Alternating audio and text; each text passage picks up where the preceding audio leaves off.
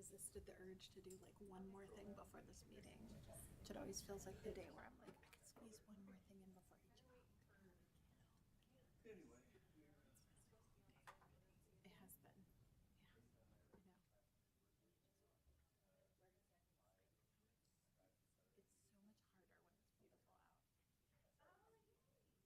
go for a reporting meeting today and I couldn't say yes because I was too busy. And it would have like work related, but it wasn't. It wasn't great.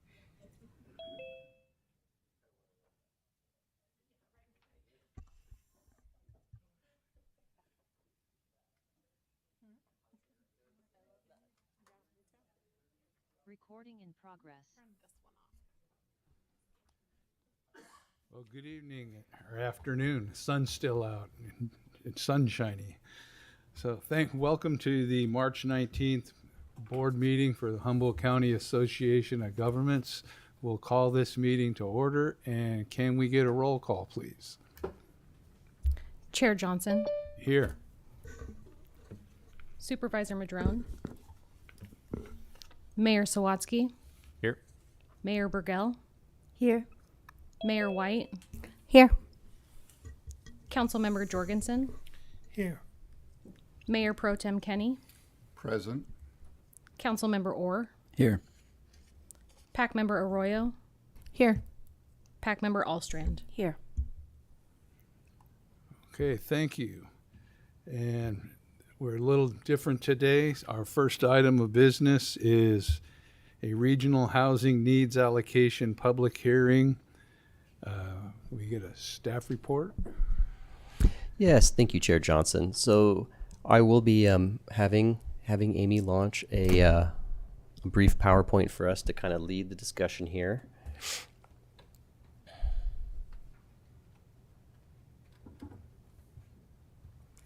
Excellent. Okay. So the purpose, as was noted, for the item here tonight is the next chapter in the Regional Housing Needs Allocation, or the RHNA process. And specifically, this is the public hearing on the final draft allocation methodology that was adopted by the board in December, and specifically an appeal to that methodology as submitted by the city of Eureka. So the purpose of this item, just to lead off and to be clear, this is not an action item. This is a public hearing to receive the repeal from the city of Eureka and to consider it, to review any local agency or HCD comments on the appeal, because there is a period of time for which they are entitled to provide written appeal or written comment on the appeal. I will note now and also later that we have not received any other written comments from other local agencies. Of course, to open and conduct a public hearing per Government Code 6558405D and receive public comment on the appeal by the city of Eureka.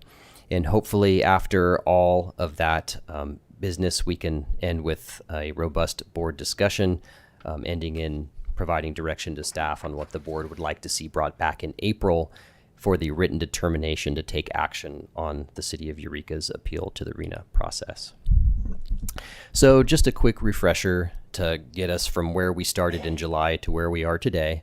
Of course, in July, we received from the Department of Housing and Community Development the final regional housing needs allocation determination, and that assigned approximately 6,000 units of housing to the Humboldt region, about 48% of which was moderate and above moderate income housing units, and about 52% of which was for below moderate income housing units. Staff worked and brought a draft allocation methodology to the board, which was identified in September.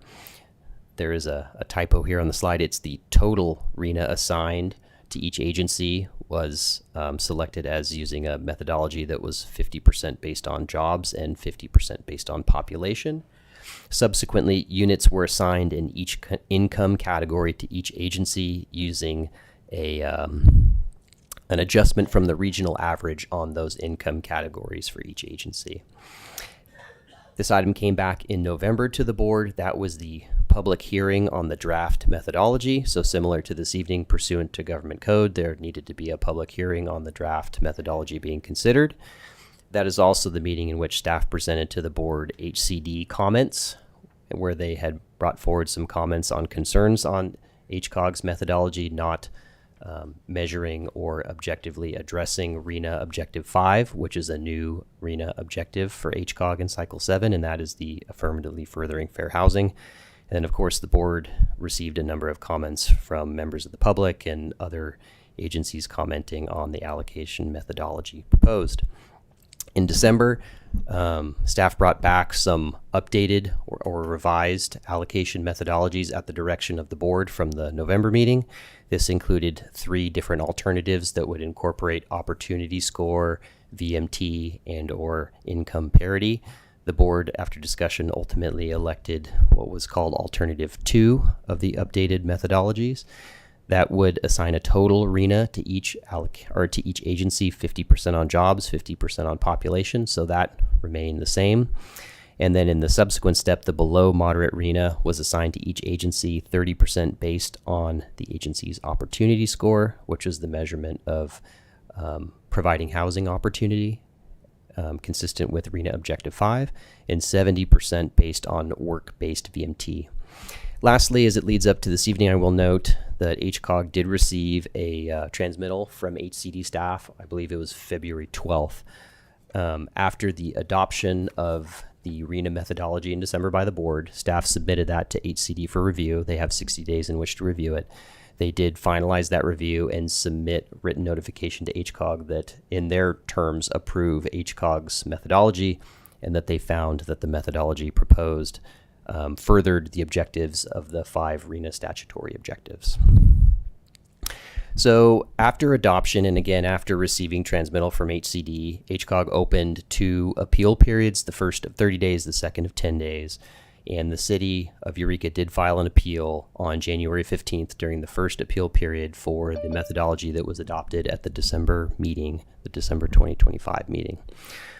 Staff will note that no additional appeals were received from any other member agencies, and as noted in the staff report, after the appeals are received, HCOG is required to circulate those to member agencies and allow for a comment period for member agencies to comment on appeals received. That timeline closed on March 16th. In HCOG staff, we did not receive any written comments on the appeal received from the city of Eureka. We have also not received, or at least our staff has not received, any written public comments prior or after publishing the board packet and prior to the meeting.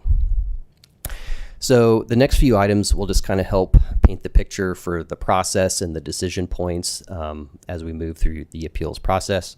First of all, I want to highlight what I will call the paraphrased approved grounds for an appeal to the RENA process. So this is straight from government code, that an appeal made by any of the member agencies governed under HCOG shall be consistent with and not to the detriment of the development pattern in an applicable SES. In that case, for us, that's the Regional Transportation Plan. And the RENA appeal must address one of the following criteria, and that is that 1, the COG failed to consider information providing during the local agency survey that was provided to all agencies in July. I will note Eureka did not provide a response on that survey, so it's not, their appeal is not subject to item 1. That 2, the COG failed to further the intent of the 5 RENA statutory objectives in their methodology. We'll get into that in a moment, but that is the claim as part of the city of Eureka's appeal is tied to criteria 2 there. And the 3rd being a significant and unforeseen change in circumstance that has occurred since the time of the initial allocation that merits revision. That again is not being cited. So fast forward to Eureka's appeal. I will summarize it here, and I know we have staff with the city of Eureka who will be speaking to this after my brief presentation here. So I will be brief and provide an overview, although of course it was addressed more in the staff report provided in concurrence with this appeal. That city of Eureka's appeal generally cites criteria 2 as it pertains to the previous slide, so that the methodology does not further the intent of the 5 RENA statutory objectives. Specifically, that the weighting assigned to work-based VMT for the city of Eureka substantially outweighs the opportunity score adjustment, which ties specifically to AFFH and RENA Objective 5. And also that the methodology raises concern that the adjustment step as applied does not meaningfully differentiate allocations based on access to opportunity and does not promote a balanced income mix consistent with government code. So that ties into RENA Objectives 4 and 5. The appeal does not request a specific reduction in low-income RENA. It does not, and clearly states they are not seeking a reduction in their overall allocation, but rather a kind of an unassigned rebalancing between the below moderate income and the moderate and above moderate income categories. Can you click back on the screen? Oh, there we go. Flying all over the place. Okay. So appeal adjustment options. So there are two major options that the board can consider for any appeal, or that any COG could consider for any appeal to the RENA process. So per government code, the methodology, once adopted and reviewed by HCD, cannot be revised. So how appeals are handled through the RENA process is by performing unit adjustments after a determination is made by a governing body. Adjusting the units, if you could imagine, would be taking units from the appellant agency and distributing it to other agencies. And there's two ways you can do it. If the proposed adjustment is less than 7% of the total RENA, which in our case, the total RENA is 6,000 units. So 7% is approximately 417 units. So any adjustment below that, the units would be removed from the appealing agency and proportionally redistributed to all remaining agencies. And I will note that the code specifically cites all remaining agencies as part of that. So you can't, as part of this process, pull units from one agency and selectively redistribute them. They have to go proportionally to all remaining agencies. The second is if a proposed adjustment is 7% or greater, which I don't think in any way, shape, or form meets the intent of Eureka's appeal, the COG would be required to develop a methodology to redistribute those units, which of course would take time and more contact in order to be able to do that. Lastly, I will note that the COG board must approve a written determination that either approves or denies or modifies any appeal received. So in the subsequent action item in April, it will be the requirement that this board certify a written determination that takes action on the appeal submitted by the City of Eureka. Which leads us into our next steps. As I noted previously, we do have staff with City of Eureka here. So in addition to the staff report and the appeal that was provided therein, and the brief introduction here, it's also to receive the appeal from the City of Eureka. After that, we'll need to open a public hearing and receive public comment on the appeal to satisfy government code and, of course, just regular practice at a public meeting. And last, we'll be seeking, of course, discussion on this item by the board.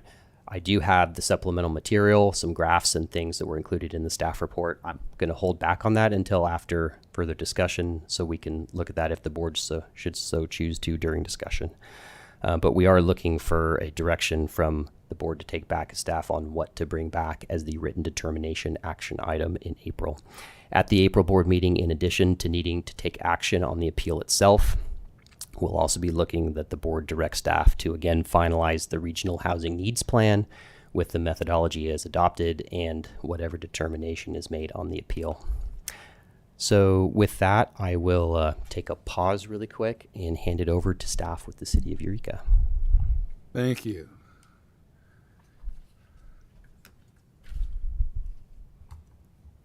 I should know how to use this. It's a little low.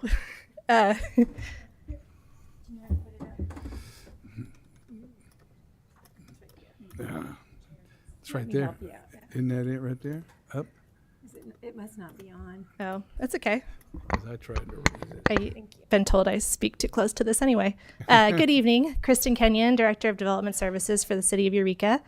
I wrote down my talking points, so I'm just going to read the script because I'm a bit nervous. This is interesting to be on this side of a hearing. It's humbling. Eureka is actively advancing a significant amount of deed-restricted affordable housing and will continue to do so. Our concern is not the obligation to accommodate lower-income housing, but how it is distributed across jurisdictions. Eureka's appeal focused on one issue. The distribution of units by income category assigned to Eureka does not affirmatively further fair housing. We're really just looking at Eureka here. Under the adopted methodology, Eureka, with one of the lowest opportunity scores, receives roughly the same percentage of below moderate income units as jurisdictions with nearly double our opportunity score. Also, we're about at the regional average right now of 52% for lower income housing. And the regional needs determination was 52% lower income, and we're being given 56% low income. So with our distribution of 1,740 units, 965 are lower income. Adjusting that number, I just did the calculation. I think it's 59 units would put us at 52%. So it's a really small amount, but we just felt like it was important to have this discussion because we wanted to make some points about the methodology. So we think the outcome does not meaningfully differentiate based on opportunity, and therefore it does not affirmatively further fair housing. So there are two distinct steps in the RENA methodology. Step 1 allocates total units across jurisdictions, while Step 2 distributes those units by income category. Eureka supports directing overall growth towards infill areas. This is why we supported Step 1, allocating 50% of overall units based on jobs. If there is a desire to further emphasize infill and distance to jobs, that policy discussion belongs in Step 1. Step 2 of the methodology serves a different purpose. It should ensure that every jurisdiction accommodates housing across all income levels. This is what the original methodology was focused on. When VMT, vehicle miles traveled, dominates the income distribution step, as we see in the case of Eureka, it can result in a redistribution of lower income households into already lower opportunity areas, reinforcing existing patterns of income concentration rather than addressing them. Car dependence and the distance between housing and jobs is a major issue in California and the United States. In many regions, households are moving further from job centers to find housing they can afford. Driving to qualify is what they call it. At the same time, income segregation is also a major issue in California and the United States. Many communities are highly homogeneous by income level, with concentrations of poverty in some areas and wealth in others, limiting access to opportunity and social mobility. These are both real problems, but they are not the same problem. While it would be nice if the solution to the problems of social segregation and distance to jobs were perfectly aligned, they are not, and they can sometimes point in different directions. For example, I worked in a high poverty neighborhood in the Bronx with excellent transit access but low high school graduation rates, and in a high income Bay Area suburb with limited transit but significantly greater opportunity, including access to a high performing school that would be transformative for any student. In practice, higher opportunity areas resist affordable housing by pointing to constraints like limited transit access. If those same factors are then used to justify reducing the wealthier community's obligation to plan for affordable housing, the result is a feedback loop that reinforces exclusion. We should be cautious about any framework that results in a jurisdiction having a higher or lower percentage of lower income housing than the regional share, because similar arguments have been used historically and continue to be used to exclude affordable housing from higher income communities. Earlier versions of Step 2 of the methodology included a stronger income parity approach.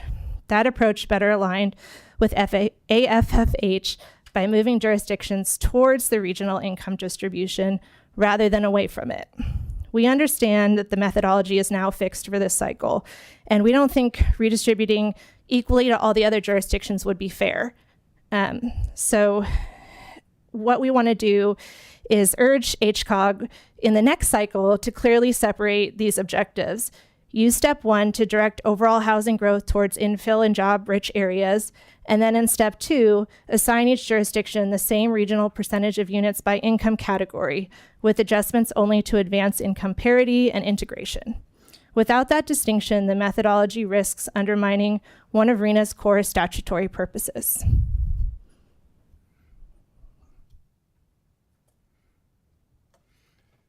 Thanks.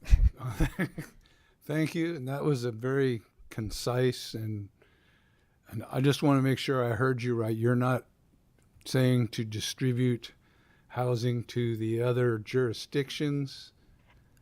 Yeah, it's frustrating that, it was just the methodology is decided and now we can't change the chosen methodology. We would have to adjust outside of that. And particularly because we would have to adjust by even giving Rio Del, who has a lower opportunity score than Eureka, we would have to take some of their above moderate and give them below moderate. That seems unfair.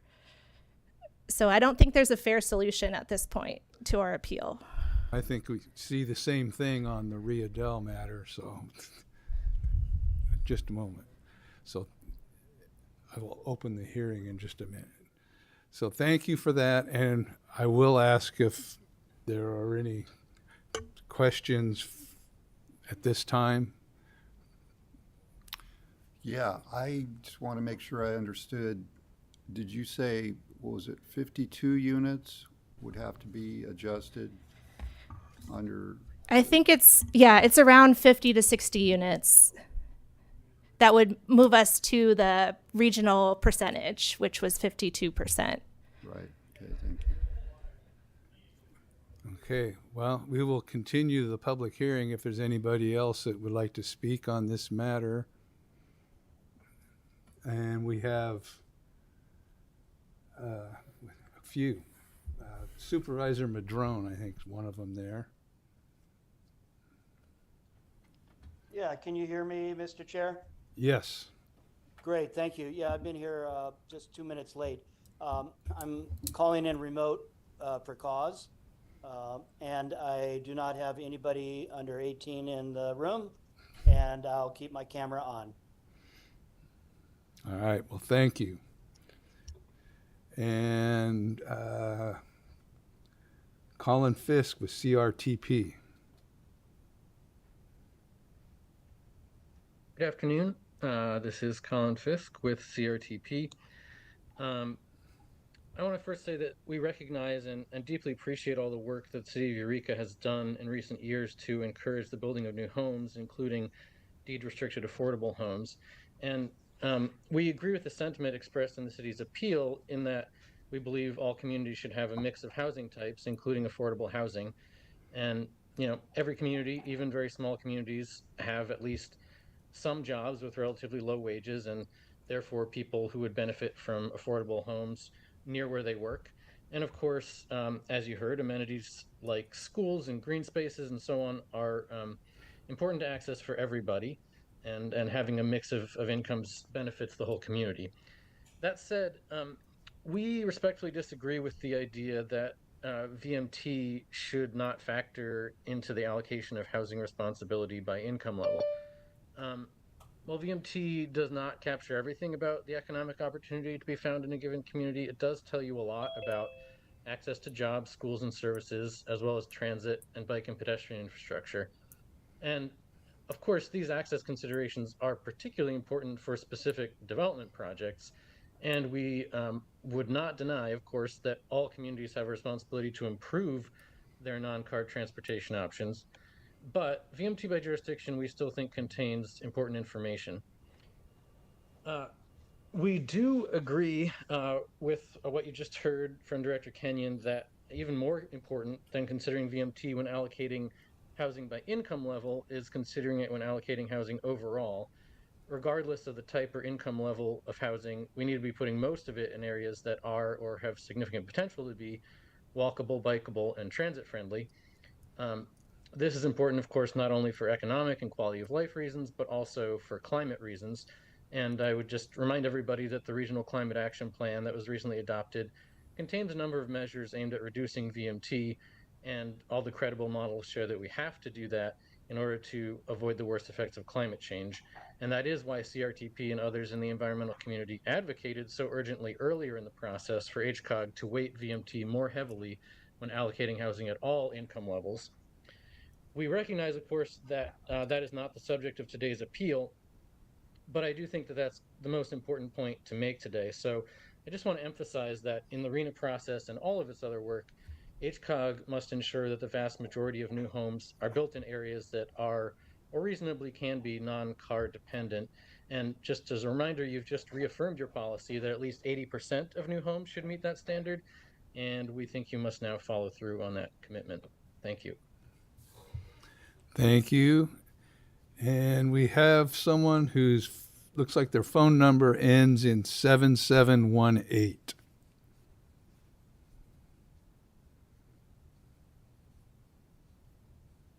Hello, I'll make this much briefer than the prior speaker. I recommend that you deny the appeal. I'm a resident of Humboldt County. As stated by the appellant, there is no way to fix this. This time, your process is far enough along where you have the powers that be have accepted your process.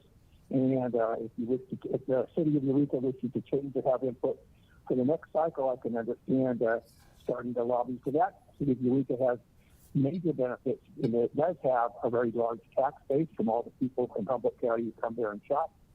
And together with that, I think they have each equally responsibility to provide the housing that you have determined through your methodology. So I therefore will sum up by saying I recommend that you reject this appeal. Thank you for my opportunity to speak. And thank you. And Julie. Good evening, HCOG board. I'm really happy to see this as a topic of discussion. I do get the sentiments from Eureka with their response that they are bringing this forward, but not really going to pursue it.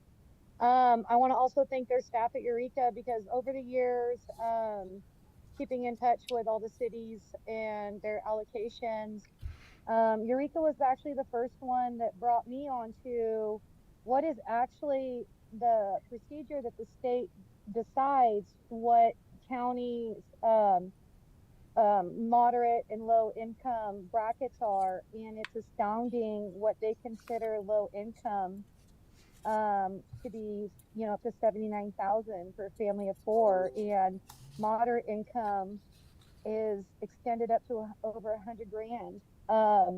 It's really a fallacy within that. Eureka's pointed that out in the past, so thank you for doing that. I've also made that knowledge up in Delmont. Actually, a lot of the public up there wasn't aware what the actual numbers were that qualify. I think the whole situation, if it did go forward with reallocating, would just be more appeals. We, like I've mentioned in the past with this discussion, we really need to do our own homework at home and get all our cities in a better conversation about their infrastructure, about their availability of lands and their availability of transport, because we're kind of shooting into the dark every year, and that is not practical planning. There's been a big lack of communication between all the cities. I think that would help us in the future make wiser decisions when it comes to these allocations. I don't think that we have had a great process of educating a lot of the council in our area and public on what really is our housing element, about what really HCD is requesting. Another point that Eureka put out years back was that once we have a developer and a permit is issued, units are counted. So the fallacies are beyond fallacies. I really don't see how this program is going to sustain itself into the future. But in the meantime, we really do just need to work with each other and communicate with each other, because everybody is strained for the infrastructure mainly. That's a huge, huge burden that I don't see with the economy and all the funding drying up, that we're going to be able to get ahead enough to be in compliance. So we need to think ahead, because we're going to run out of resources before they start, threatening anything against us for not complying. Thank you. And thank you. And we have Epic. Good afternoon. This is Matt Simmons, the climate attorney at Epic. We're here commenting on this meeting because of the VMT implications of the RENA allocation.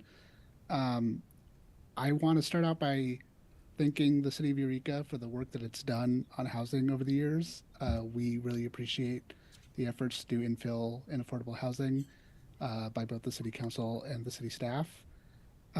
Given that, we're sorry to be in disagreement about this particular issue. We think that the appeal should be denied. I think, in my advocacy, I hear frequently that state metrics are not a good fit for Humboldt County. And it is my belief that the opportunity score map from HCD is not a great fit for Humboldt County and doesn't accurately capture the goals of affirmatively furthering fair housing that HCD is supposed to be promoting. In HCD's own guidance, they say that the map is, a suggestion and guidance and not to be held to. HCD has also already approved the methodology. And so given that, I think that, reducing VMT and ensuring that affordable housing is being built in places where people have access to jobs and walking to, the stores and all that sort of thing. My last point here is that, there's an implication here that building affordable housing concentrates poverty. I would argue that we should be thinking about this in the reverse, that the poverty is sort of already in our communities, and building deed-restricted affordable housing will help lift people out of that poverty by helping to take away some of the rent burden. Thank you for your time. Thank you. And now Tyler Vaughn Sanchez. Hello there. I just wanted to just second everything that Colin said. Ask that you deny the appeal and ask that you continue to value the vehicle miles traveled in future allotments of housing. Thank you. And thank you. So given all that, is there any questions, comments from the PAC? Yes. I think I heard the answer twice, but I want to check. Can a rebalancing within a jurisdiction income categories occur without other jurisdiction allocations being affected?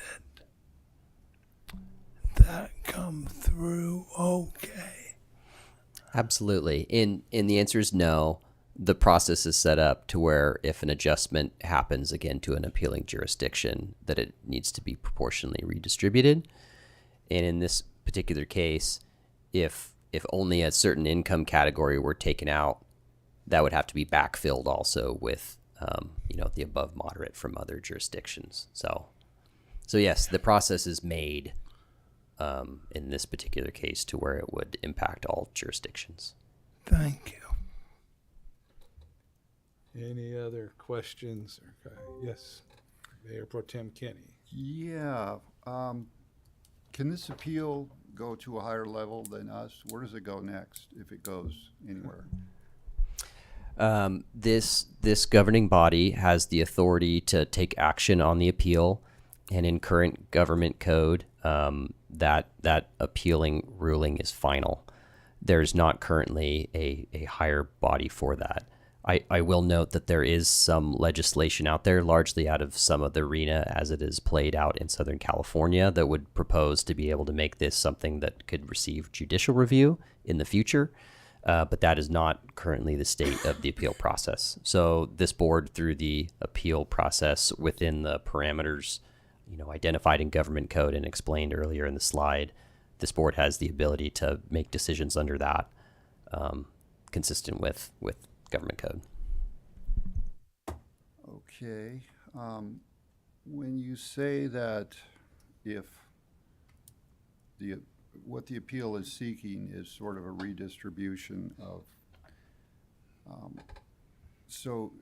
and that has to be done proportionately.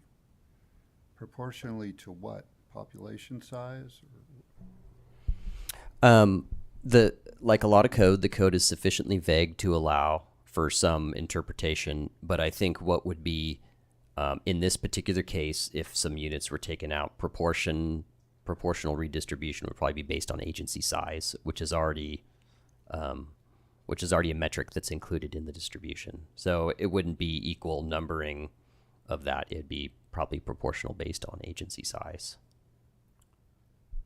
That's what I thought. So this is an 8-year cycle, the RENA cycle, correct? Correct. And I know Trinidad is way behind on its cycle 6 allocation as far as actually producing units. Is most of the jurisdictions in Humboldt County in the same boat, or are some people pretty close to meeting their RENA number? Some agencies have had certainly more building permit activity than others, but if I recall, and I'm shooting from the hip here a little bit, around maybe 2,000 housing units have been developed in the last 8 years, which is about a third of the current regional housing needs allocation. From cycle 6? From cycle 6, yeah.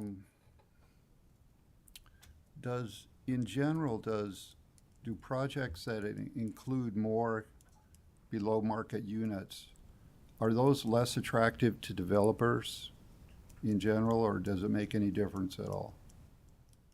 I'm sorry, if you could, Mayor Pro Tem, if you could speak further into the microphone and repeat the question, please. Sure, sorry. If a project includes more below market units, does that make it easier or harder to attract a developer to build a project like that? You know, that's maybe speaking a little bit outside of the intent of the process. What I can say in my own professional experience is, you know, sometimes market rate housing is difficult to develop in Humboldt County, given that it's a struggling economic area overall. So the market rate housing tends to not develop as readily sometimes, or certainly in a lot of jurisdictions. The funding sources and the tax credits, when they are available for government subsidized housing, usually can be great, because that's stepping in and really filling the gap for a builder to come in and do a project. But those, of course, are based on the availability of funding and tax credits, which are actually, unfortunately, at this point in the budget, phasing out some in the state budget. Right. I imagine those ebb and flow over time.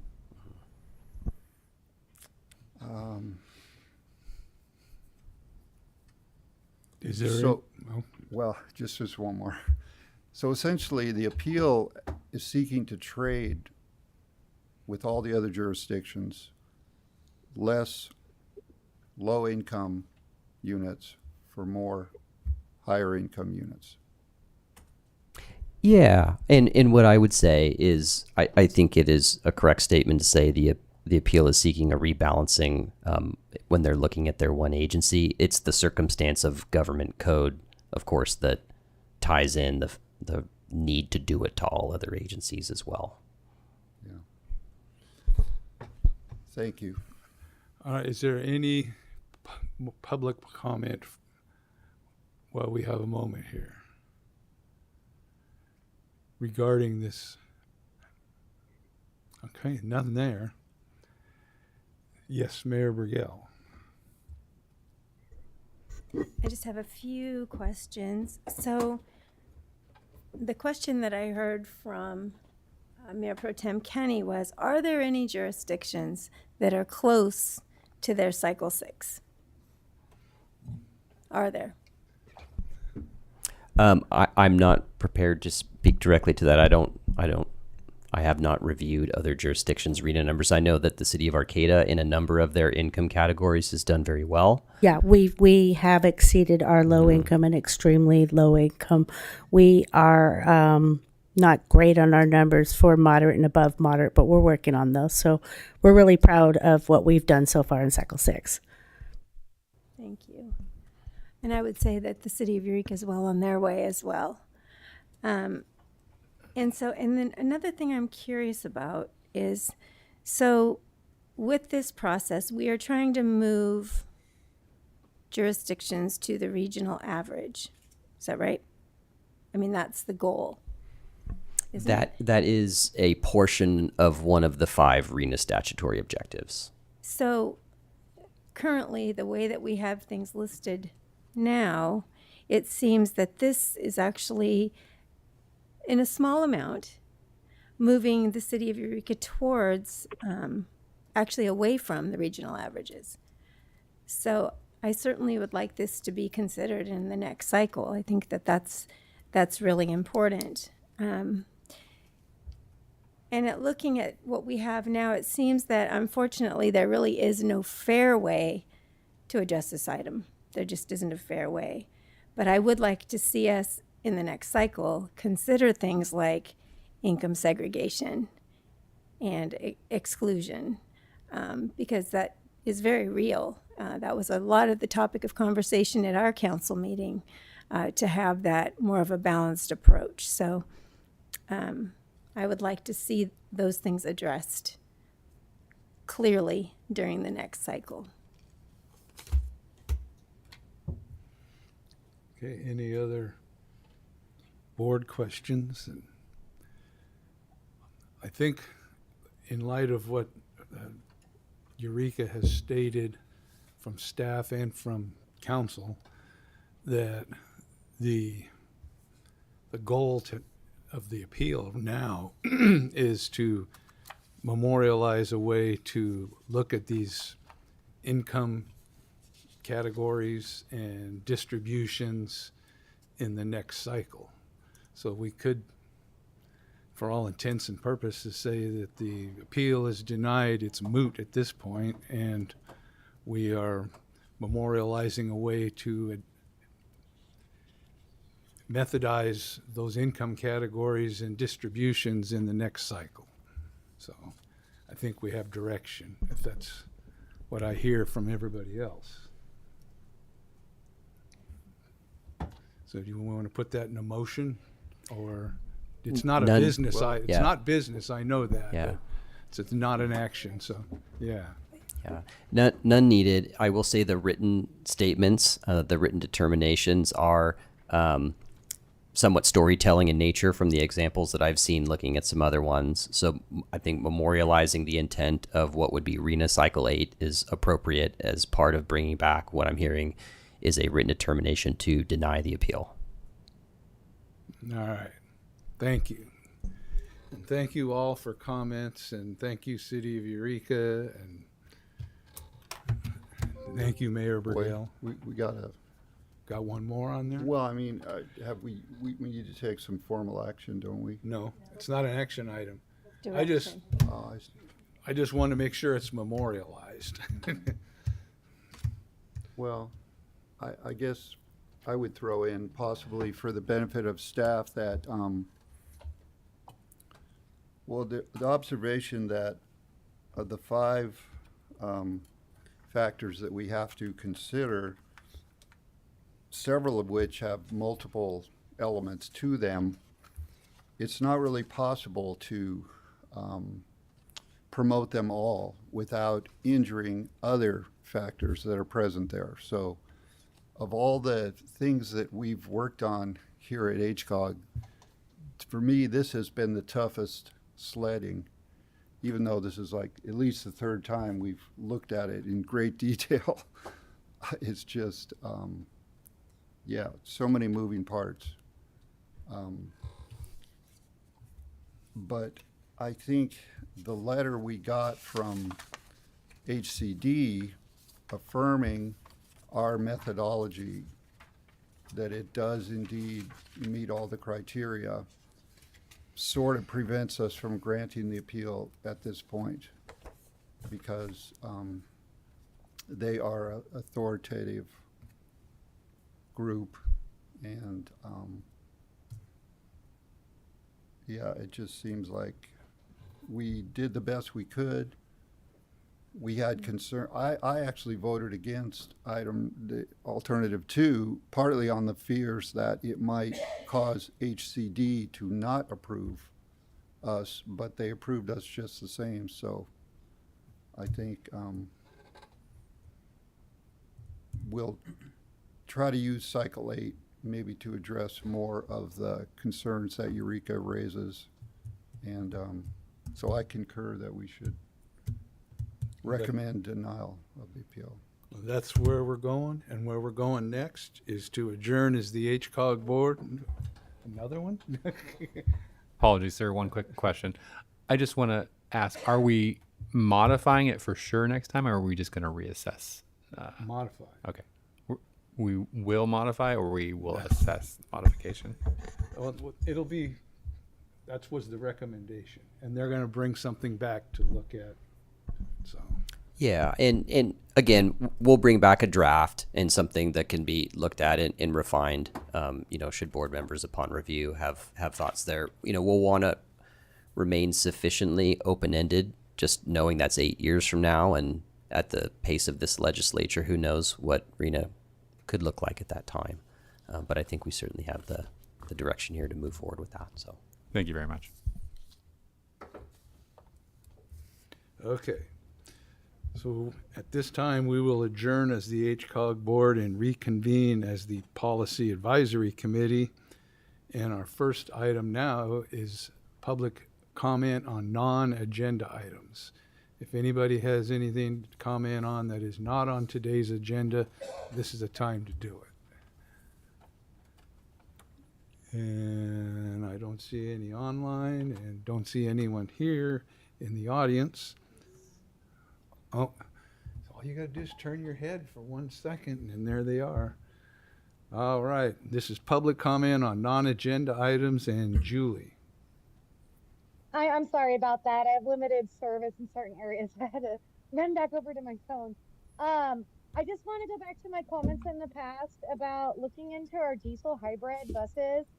I think we are kind of cutting ourselves short in our rural area, not looking at other alternatives. I mean, there's a lot of theories and speculation on even the climate action stuff. I think having better dialogue as a board about our climate and our individual climate here, and bringing in more conversation about that instead of just being told that we're in a crisis and having to just bend over and accept that, because I think there is lots of valid research out there, lots of everything and supporting evidence that it makes me kind of weary when we are putting all our ducks and eggs in like one direction, not even looking at other factual and creditable situations that we could be facing, and we're ignoring them instead. So I don't really know how to organize that, except like maybe your staff or something can generalize maybe a conversation, something relating back to HUD, and just having a way for all these communities with our resources and lack thereof to have better communication with each other and better planning strategies, I think. And however we can just keep working on that together every day, every minute is going to really be beneficial for us now and everybody to come into the future. Thank you. And thank you. Any other? Okay, we will close public comment and move to our consent calendar with 2 items: approval of the meeting record from February 19th and consultant selection for Lolita Safe Routes to School and Connectivity to Tribal Lands project. Does anybody wish to pull anything or comment on anything? Is there any public comment on the consent calendar?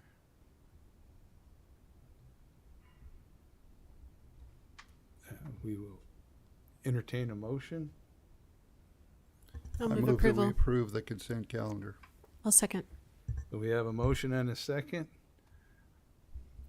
Do we need a roll call with Supervisor Madrone on?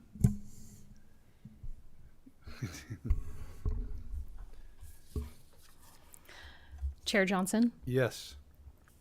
Supervisor Madrone,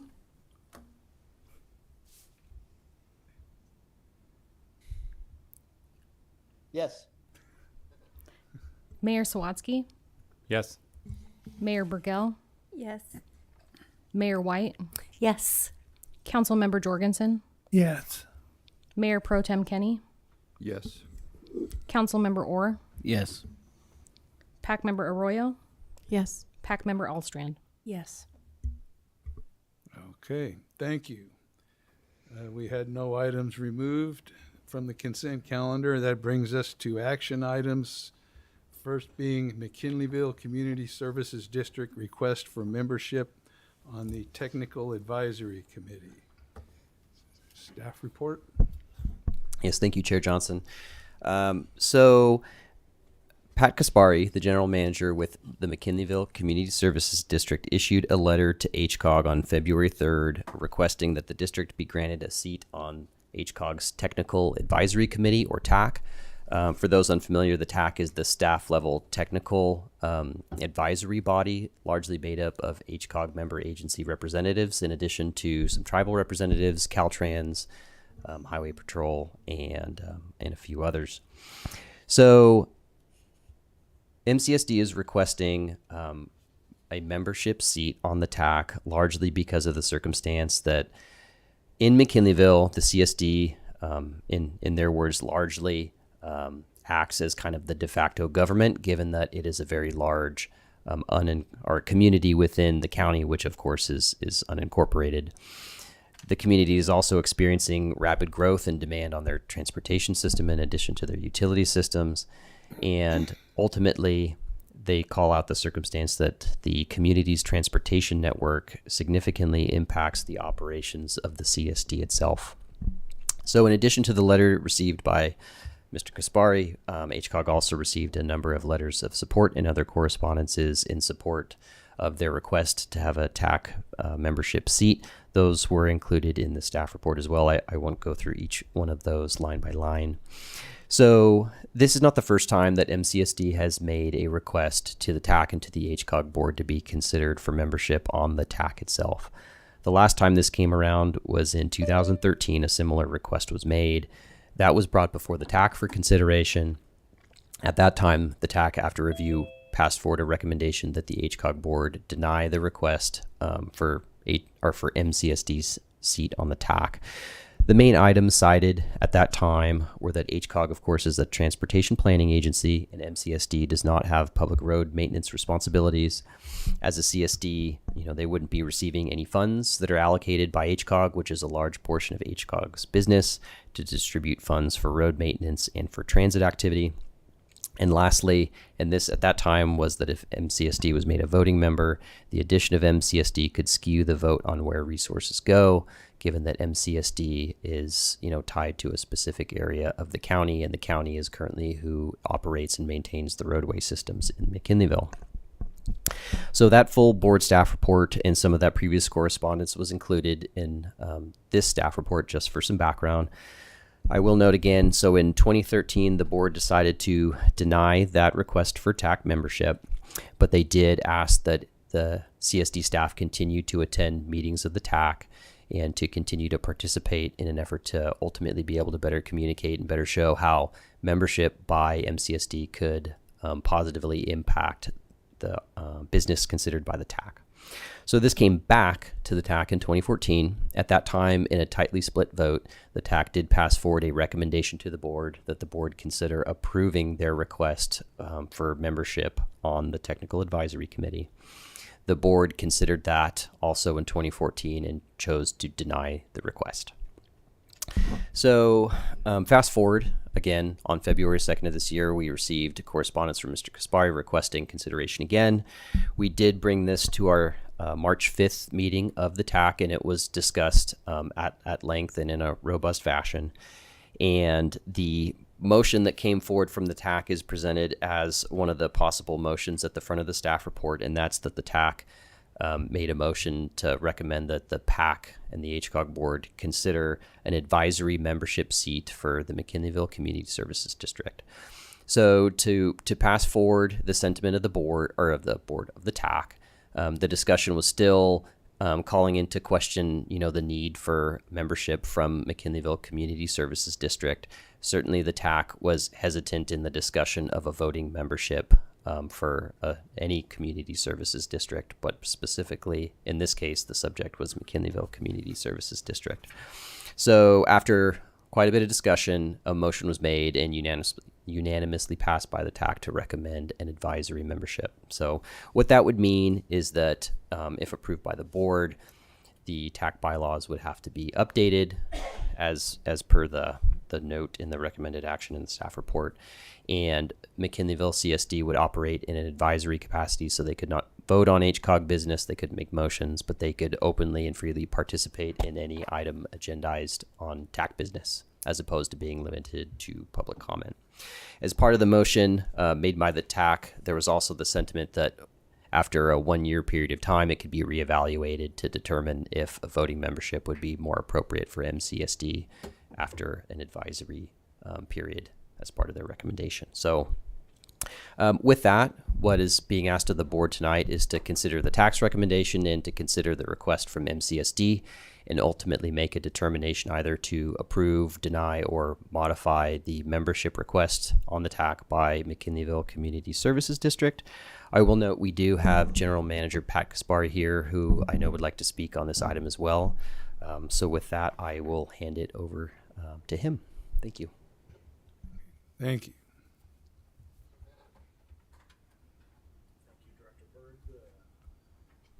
Thank you, Director Bird, and thank the PAC for allowing us to speak tonight.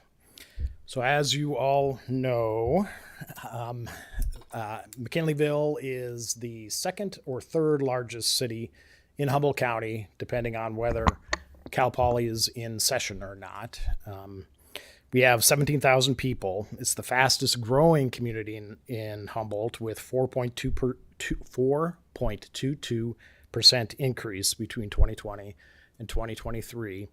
At the same time, when the county's overall population decreased by 3% and Eureka's dropped by 1.3%. It's also very interesting that we're here tonight talking while you guys are discussing RENA numbers as well. The county, of course, has not updated their housing element yet. So McKinleyville doesn't know how many of the county housing units we'll get, but I can guess that it is going to be somewhere in the neighborhood of what Eureka and Arcata are going to be getting. As Director Bird mentioned, MCSD made the same request in 2013 and 2014. And after the 2014 request, the TAC approved the request and made a similar recommendation to the HCOG board at that time as you have before you today. Unfortunately, the HCOG board did not take staff's recommendation at that time, and here we are again, and McKinleyville continues to grow. So what are the issues that came up in the past? Well, the concern that MCSD's membership would skew the vote. The TAC managed to square that circle by having it as a non-voting position. So that's not an issue at all. The other issue of MCSD doesn't have any roads. It's true we only have a couple miles of roads that we're responsible for. However, we also have 12 miles of trails that our Park and Recs department is responsible for. So currently we don't have access at all to the STIP set aside for trails. And, it's not Director Matson's, there's no reason he should know what trails we're trying to develop at all to be looking out for us while sitting on the TAC. And meanwhile, we don't get access to that funds, and we would love to have access to those funds. And there are, of course, 17,000 people in McKinleyville that utilize Humboldt transportation and roads and can use a voice advocating for them. Then there's the argument that if you let MCSD in, then everyone else is going to want to join. Again, we are the biggest special service district in Humboldt County. We do have Parks and Rec powers. We do have 12 miles of roads. The other biggest special service district in the county is Humboldt Community Services District, and you have a letter in your packet in support of having MCSD on the board, and Humboldt Community Services District mentions in the letter that they're not ready to join the TAC. I also want to make it clear that, if the board or the TAC ever decide, hey, we want to make this a CSD seat as opposed to just MCSD and rotate it among various CSDs, I know MCSD would be amenable to that. So what are the reasons to allow us to have a seat? Well, equity, I think it comes down to equity. I want to assure you all that this is not an attack on the county. I have nothing but respect for Director Matson. and it is an offer to help inform the citizens of McKinleyville on the transportation and HCOG issues that are occurring. There is a letter of support in there from the MCMAC, the McKinneyville Municipal Advisory Committee. And you're probably all aware the MCMAC is the advisory group for the county. So issues that affect McKinleyville, the MCMAC discusses them and presents their recommendations to the Board of Supervisors. There is a letter in there of support from the MCMAC as well for our appointment. I do have a seat on the MCMAC.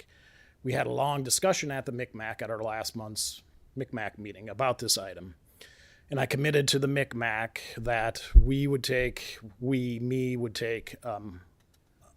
advice, recommendations, etc., of what's going on with the TAC as well as HCOG and report it out at the MCMAC meetings. The MCMAC also has a subcommittee, the Committee for Active Transportation, or the CAT, who talks about transportation issues. And so I would get a seat on that subcommittee too and inform them of what's going on with HCOG and the TAC. Same would hold true for any transportation project that affects McKinleyville. It was interesting also to listen to you guys discuss last month the addition of the 2 major transportation hubs in McKinleyville. That I'm sure that there's only a handful of people in McKinleyville who are aware of that item at all. And so things like that, we'd be more than happy to take back and inform the citizens of McKinleyville. I know HCOG staff was also very frustrated when they were talking about the regional transportation plan and set up a public forum in McKinleyville, and nobody showed up for it because the information wasn't out there. So, again, this all comes down to equity. And equity is mentioned 75 times in the latest version of the regional transportation plan. The HCOG website states that HCOG is committed to holding equity and accessibility efforts at the core of our programs and strategies. So all we're looking for is some equity for the people of McKinleyville in regional transportation and housing issues. So thank you for your time. I'd be happy to sit down or stand up here and answer questions or just let you guys discuss it. I've got a couple of questions. Because I've read through the packet, seen the letters, and seen the bylaws for the technical advisory, the TAC, but I've found nowhere in there where it talks about advisory roles. But what do you see an advisory role as? I think it's mainly just having the ability to sit at the table while the TAC is discussing issues and being involved in that discussion. And, throwing out our opinion or point of view during the discussion. So I think that would be my advice on, how things are going to impact the people of McKinleyville.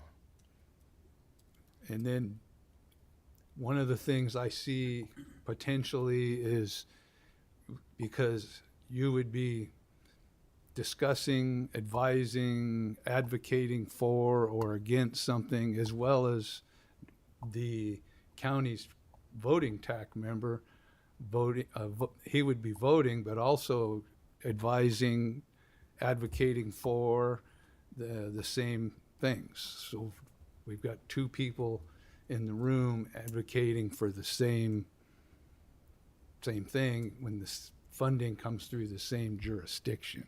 I'm just playing devil's advocate. Yeah. And again, I don't have a vote.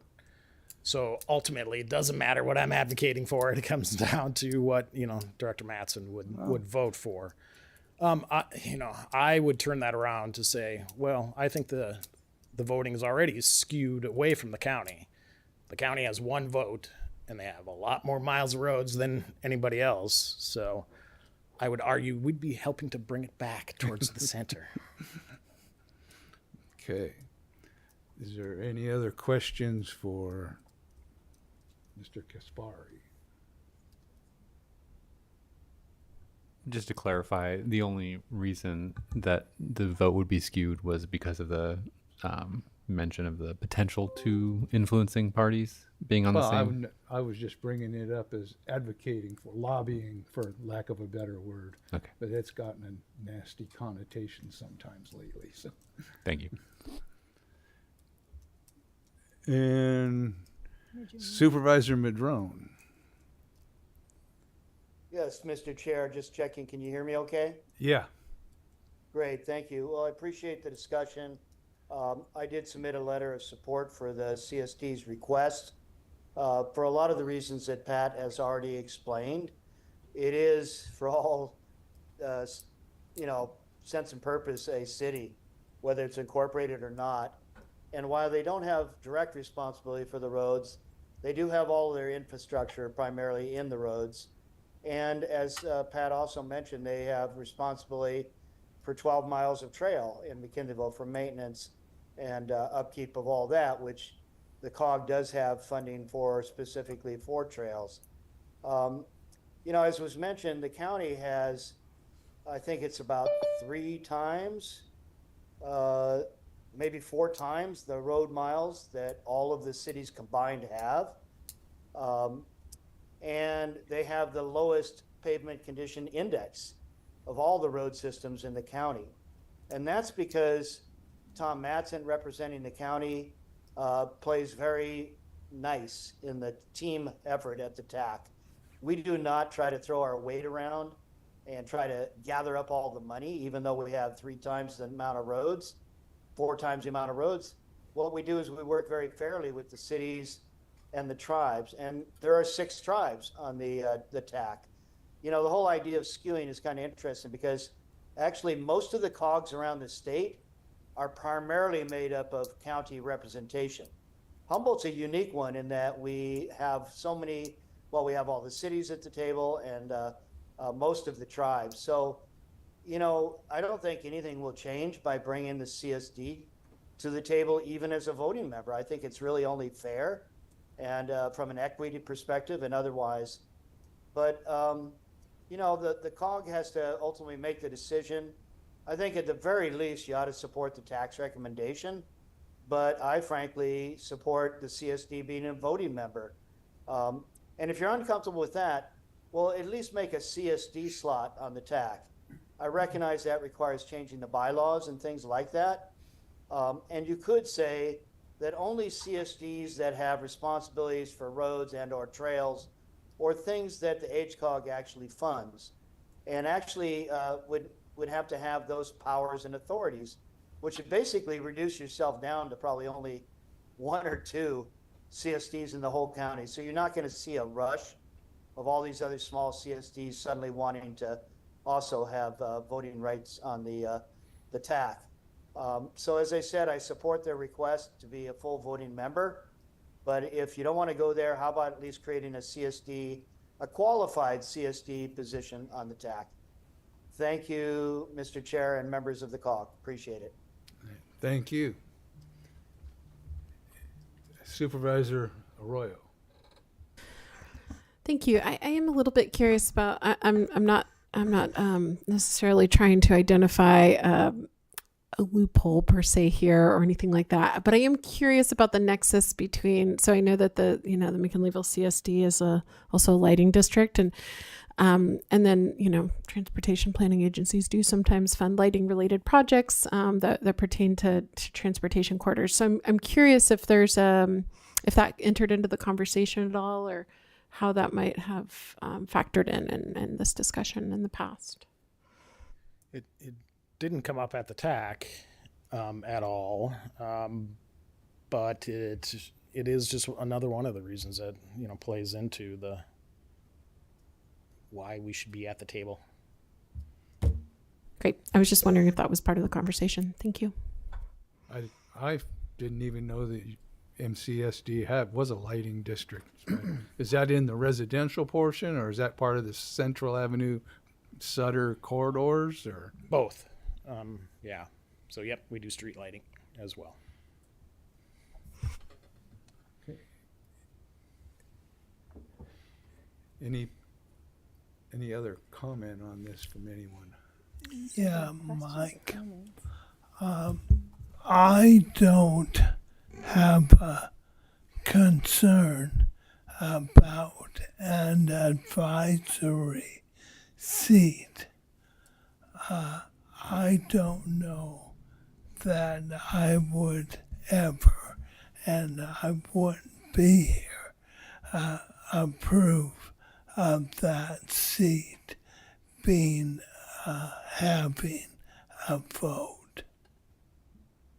But advisory is good for me. Okay, any, Are we on questions or comments?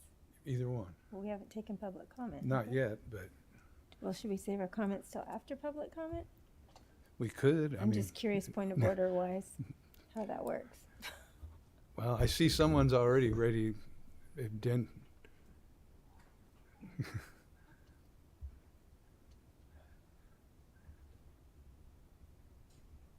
Good afternoon. Nice to see you. Which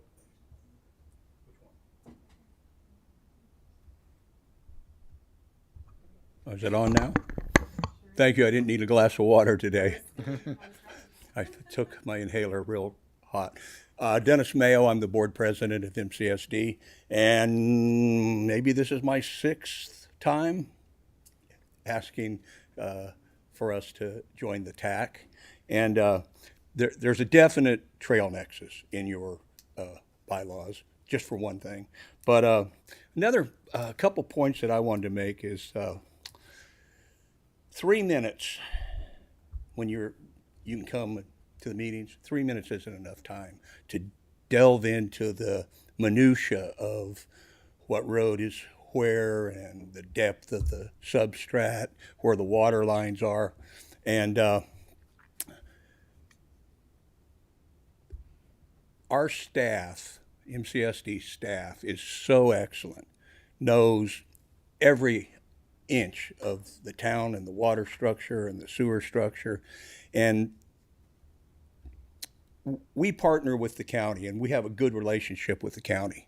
And Tom is a personal friend, Tom Matson, and he does a great job. But he cannot know what our staff knows, okay? I'll give you a couple clear examples. Quite some time ago, School Road had a hump.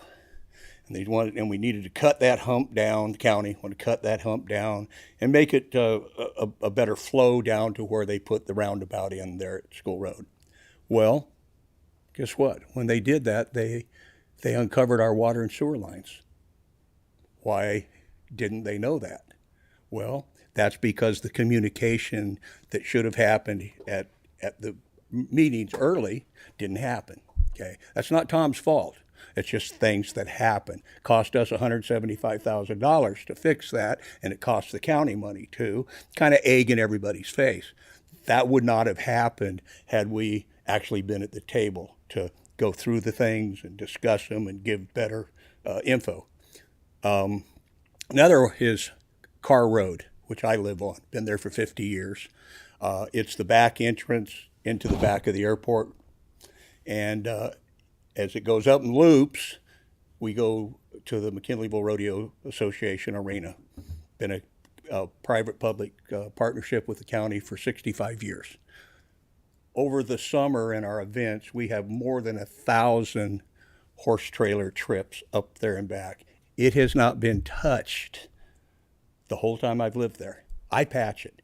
I go out and for the grace of God, the 3 contractors that I know, they let me get into their blacktop pile, and I keep that road fixed, right? And as we start looking at projects, it's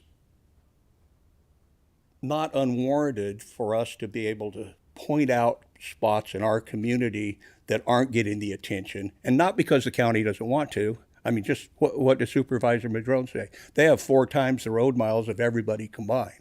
So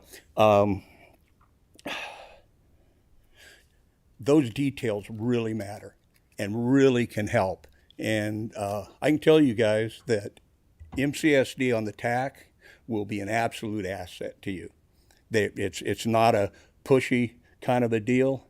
It's time. It's time for us to be there. We do the work. We do the diligence. we're good partners. Ask anybody around our community. We are good partners, and we're out for the best situation. And you know, we know at times we don't get what we want. I mean, we all do that. Anyway, I want to thank our general manager. He, with his engineering background, he gives you the specific details. I'm more the emotional part of the deal. And all I can say is it's time, and we would appreciate you letting us have a seat at the table, however you decide. An advisory, we would be incredibly happy with that. Thank you. Thank you. Any other comment on this item?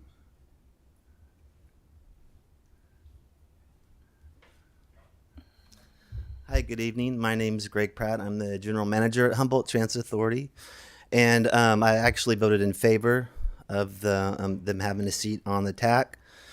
I don't feel like with a 15-member TAC that adding the MCMAC, I don't feel like adding them is going to skew anything, even voting-wise, because I've been on the TAC where I had served for 10 years, and there was 2 transit agencies, and it never benefited us to have 2 votes. There's too many people. There's too many people that have a voice, and like I said, things have worked out between the TAC members. So I've actually voted in favor of them having a vote. I feel like if they're going to put in the time, that they should have a vote. And I also just want to bring up that McKinleyville is growing as far as transit ridership. We're going to be needing to do a lot of work with bus stops, routing. Having a member on the TAC would help us communicate that, and also just having that direct line of communication would help. So thank you. Thank you.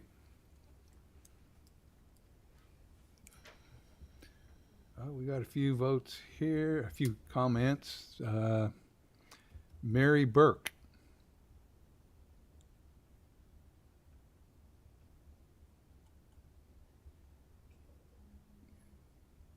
Looks like. Good afternoon, Chair, HCOG TAC, and members of the public. This is Mary Burke. I'm the chair of the McKinleyville Municipal Advisory Committee. Can you hear me okay? Yes. Great.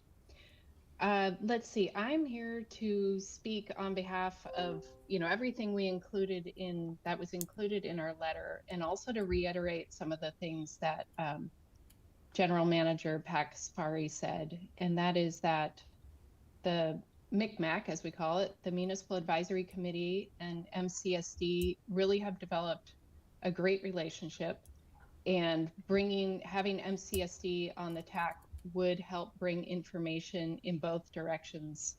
The MCMAC gets regular attendance, has a very interested following, especially when it comes to safety and access for roads and trails, and making our roads work well for businesses. I want to mention that we have 3 major projects being planned along Central Avenue to help increase, the awareness here. We have Humboldt Commons, which is a retirement community. We have We Are Up going in along Central Avenue, which is a community for developmentally exceptional people. And we have the town center development, where we really do hope to get a major transportation hub, but it's going to attract everyone from children on up the age spectrum. So we really need safe roads that work well for businesses. And I completely agree with Director Mayo that MCSD's depth of knowledge and excellence in their staff would be a great voice at the table. So I want to advocate for a full voting membership for MCSD. And if it's qualified, as advisory at this time, know that we'll be coming back again to ask for that full voting membership. Thank you very much. Thank you. And Evan Schwartz.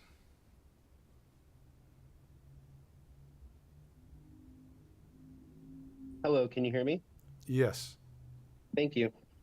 My name's Evan Schwartz, and I just wanted to speak out as a member of the McKinleyville community.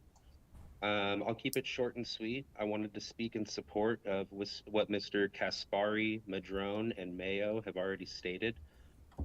And I think that the MCSD having a seat at the table would really help somebody who has a really good idea of the local infrastructure and be able to identify needs and appropriately communicate them to the county to help solve problems together, making efficient use of our collective resources.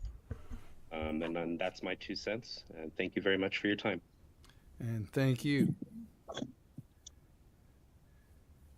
And again, telephone number ending in 7718.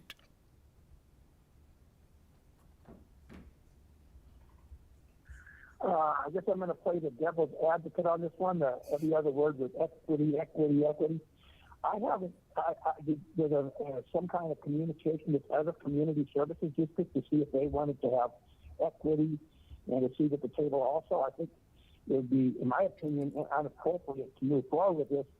And they mentioned maybe all the community services districts could participate in some kind of a non-voting seat. I could understand that being in everybody's best interest. All of these community services districts have infrastructure underneath county roads. A lot of them do have some form of trails, or they're trying to develop trails. And just because they're smaller, like Willow Creek or Garberville, possibly, I guess, Lolita maybe, some of these smaller areas, I think they should also have representation if you're going to give it to one. McKinney-Dale can, and it's been looked into to become a city. At such time, of course, then they have full representation, both on the COG and the FAT. And until such time as they actually do that, you cannot help it if the community services district is not communicating with Madison and they shave a road down, not knowing that there was a hump there for a reason. That's communication with the county. It is the county. I mean, so anyway, I really strongly suggest that you do the same as they did in the prior time and reach out to all of the other community services districts, give them all a chance to lobby for some kind of participation. Otherwise, it's perceived that when it comes down to financial recommendations, McKinleyville will have a larger say, a larger sway in some small little town, and I highly recommend you take that action instead and maybe punt on this one and reach out to the other community service districts, give them an opportunity to speak. And thank you. And Supervisor Madrone. Thank you, Mr. Chair and the rest of the board. I would like to make a motion. It looks like we're done with public comment.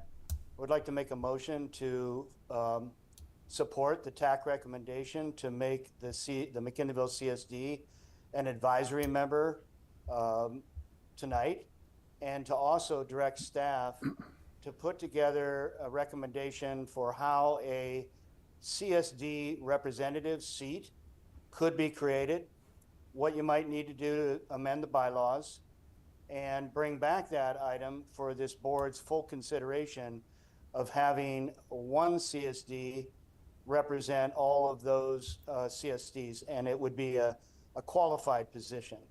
So that's the motion. I hope it would be seconded and considered, just to, at the very least, provide for an advisory seat at this time with a follow-up on the details. And I will say that it's not unusual. It's not a precedent. LAFCO has a similar situation where we have a representative city sit on LAFCO, and that's voted on by all the cities. So there's some good precedent out there in other COGs as well as LAFCO on how to do all that. So I hope that the first part of what I mentioned as a motion for two actions, one, to appoint them as an advisory member tonight, and two, to have staff follow up with some details how a CSD representative seat might be developed. I'll second both. Yes, and I'll second both. Thank you. Is there any discussion on this motion? Yeah, I'm a little, I'm definitely in favor of an advisory seat at this time out of deference to our advisory body. And I think I'm not really worried about a precedent-setting thing where other CSDs would come and demand equal treatment, because really all we're doing is, the precedent we're setting is that if you're a CSD and you want to, even an advisory seat on the TAC, you first put in 12 years of coming to meetings. And so I don't think there's going to be a lot of people that are anxious to start that process. So the precedent is not really a thing, and I feel like, a year is going to go by fast. I'm comfortable with seeing how it goes in a year, and then our TAC can advise us again whether they think a full voting seat is the appropriate thing to do, and we would decide it at that time. So. Mayor Burgell. Thank you. So I think it's really important that people have the ability to make decisions for their community where they live. And I think that the knowledge that people that live in a region have is very important to making decisions. And so that's why I support this.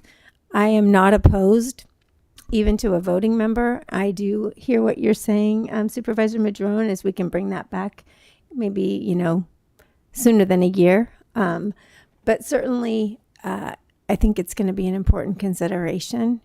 These folks are already doing the work, and I think that they need a voice at the table. So my vote is yes, just so you know. And I apologize. I probably should have been listening better, but could you clarify the second part of that motion, please? Or what? Was there a second part? I mean, okay. Did you capture that, Supervisor Madrone? Yes. Restate So the second part of the motion? Yes. Yes. The second part was to direct staff to go back and put together a packet to bring back to this board that would lay out how a CSD representative seat would be created at the TAC, and then how the the CSDs would go about electing one CSD to represent them on the TAC. And even at the TAC, there was a lot of talk, and Tom Mattson spoke to this, that it really would need to be a qualified CSD that has some nexus with trails, for instance, or lighting, or other things that the COG actually does fund and support. So is that clear enough? Yes, and I did take notes. I just wanted to make sure that I heard everything correctly. So I do appreciate McKinleyville's contributions to regional issues and their importance of their community. And I can support maintaining a fair representation. I do support that structure that reflects the roles of incorporated cities and unincorporated areas. And I do not have an issue with having a seat at the table in an advisory capacity at this time. So, yeah, thank you. That was a lot of words, I know. Okay. Oh, yes. Thank you, and I think I'm appreciating where this conversation is going. I concur with the general manager of HTA, Greg Pratt, that it's useful to have McKinleyville more officially represented at the TAC, and I generally like where this is going. But I think, part of this is a recognition that McKinleyville has a unique status as a pretty large population for our community. And as a CSD has not to say any CSDs don't have robust functions, but they have sort of a uniquely large charge.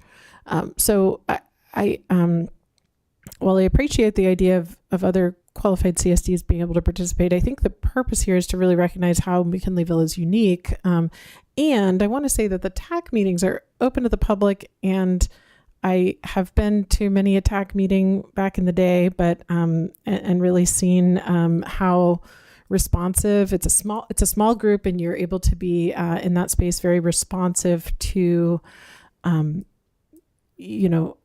other participating agencies that come to comment or participate. I really do think that it would be a respectful and receptive environment to any CSD or other public agency that wanted to come and weigh in and give input about a specific project or proposal. So I don't think, I guess I would see a lot of value in keeping that as a McKinleyville specific advisory seat as is being proposed here, but not necessarily rotating it. And I don't know That's not the motion on the floor.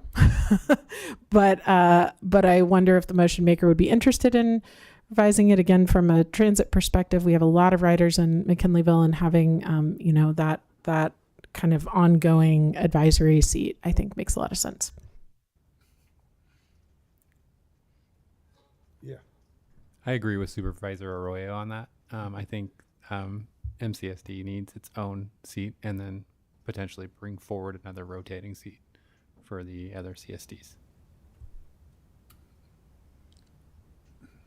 Yeah, one last thought about having a CSD in general seat that would represent all CSDs. I have a little trouble getting my head around how they would resolve potential conflicts of interest that come up with, their particular organization versus other CSDs that might have other interests that they're expected to stand up and advocate for. So, I think we ought to keep it MCSD, and the precedent is they waited 12 years to get on here. So anybody else that wants to do that can start the process.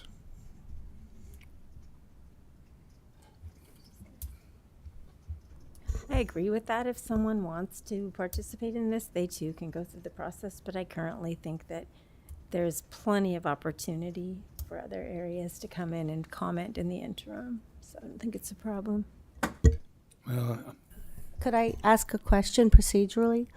In order for that to be moved forward, we would have the motion maker ask if they would be willing to change that motion. How does that work? yeah, will you restate it? Okay. And I just wanted to say that I would, in light of Supervisor Arroyo, Director Pratt, and I can see that happening, but I'm not sure we need to open it up to all CSDs at this time. I think the term was a qualified CSD, and they could be an information clearinghouse if necessary for that. But in the meantime, they would be able to get there. And so I think that's where we're at. But Supervisor Madrone, about restating your motion. Yeah, well, I appreciate the discussion, and I have to say that, my preferred motion would be to have the board support the McKinleyville CSD to become a voting member. And just keep it at that. Just keep it simple for all the reasons that have been stated. And I would love to see that be supported. But I'm having a hard time judging where this board is going to land. So, maybe we could go ahead and see if that motion has the support of the board. And if it does, great.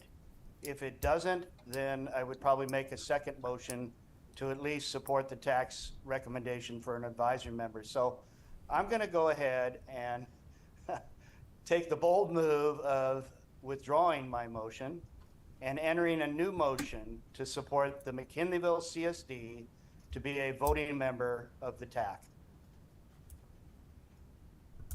Second.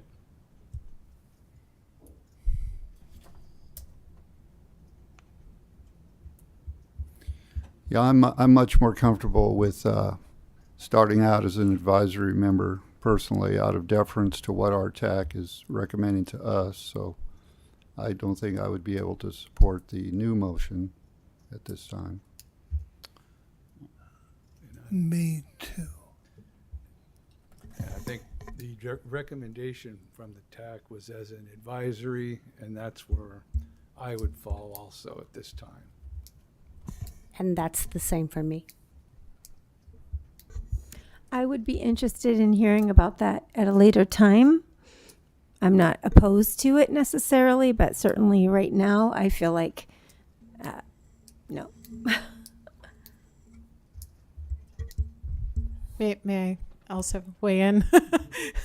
I wanted to be clear that I was recommending an amendment to the motion related to it rotating between CSDs, because I think the purpose is to amplify the voice of McKinleyville, given the number of residents and the scope of the MCSD's responsibilities. But I was thinking that the leaning was in that advisory direction, but just not like the purpose being to make that a McKinleyville advisory seat specifically. So it seems like that's where the room is perhaps headed. And I know it's really hard to participate when you're not in the room and you're sick, and yet you're trying to lead the way because this is your district. So thank you for all that. Well, if I might, through the chair. Yes. Thank you. Well, I do appreciate the discussion, and these things aren't easy. I guess, I'm trying to come from a place of visioning this increased cooperation, collaboration, and support, instead of a place of fear around skewing results and things like that. Again, the TAC functions incredibly well because every member, and this would be true with the CSD at the table, every voting member plays nice with each other. Just that's the way I would put it. They all work really well together. The county does not elbow its way in to try and take a majority of the money, even though it has a vast majority of the roads and other things. And I really very much appreciate HTA's Greg Pratt for his voice in regards to how transit is developing in McKinleyville over time and all these other things. So it does not sound to me, from what I heard from the majority of the people there on the board, that there is support at this time to vote to have the McKinleyville CSD become a voting member on the TAC. Now, maybe I'm reading that wrong, but I think I heard 5 people pretty much say that they wouldn't support that. So I'm going to once again withdraw my motion and put back in a new motion, my third motion. Sorry for all the back and forth, but put in a motion to support the TAC's recommendation to have the McKinleyville CSD be a voting member, be an advisory member at this time with a follow-up in a year to see how that's working. And you can consider other actions down the road. But just to keep it simple, support the TAC's recommendation for McKinleyville CSD to be an advisory member to the TAC. I'll second that. I think 6 months, but I'll go with a year. Okay, we have a motion and a second. Would this be this will be a roll call? Chair Johnson, Yes. Supervisor Madrone, Yes. Mayor Sawatsky, Yes. Mayor Burgell, Yes. Mayor White, Yes. Councilmember Jorgensen, Yes. Mayor Pro Tem Kenny, Aye. Councilmember Orr, Yes. PAC Member Arroyo, Yes. PAC Member Allstrand. Yes. Motion Okay. passes. Thank you, everyone. Thank you. You look comfortable. Chair Receiving. Mike, Yes. could I ask a question before all they're leaving? Okay, Pat. I hope this isn't a can of worms. I'm just interested. The MMAC, as you call it, one of their charges was to, I believe, examine or survey for incorporation. Was that correct? That is correct. Okay. I'll take just a short answer. Do you have a status of where that lies right now? Sure, short answer. And- So the MCMAC did set up a subcommittee to look at incorporation and not advocate for or against, but just to examine it. And that subcommittee has been meeting, I think we're on our 4th year, and we're getting some traction, pulling together funding to do the initial studies. We're getting traction with Cal Poly, pulling funding information or financial information from the county, and they're pulling that stuff together. So it's moving forward. How many more years it's going to take before we even have that report out, I don't know. I know it's very difficult, but I lived and worked in McKinleyville 12 years, and just a personal statement. McKinleyville will not get the civic, political, or general acceptance in my observation until they really come to a decision about incorporation. Thank you. Thank you. I And again, thank the PAC very much for the consideration tonight. Very much appreciate it. Thank you. Okay. Oh, Supervisor Madrone. Thank you, Mr. Chair. Just very quickly to respond to Mr. Jorgensen's question.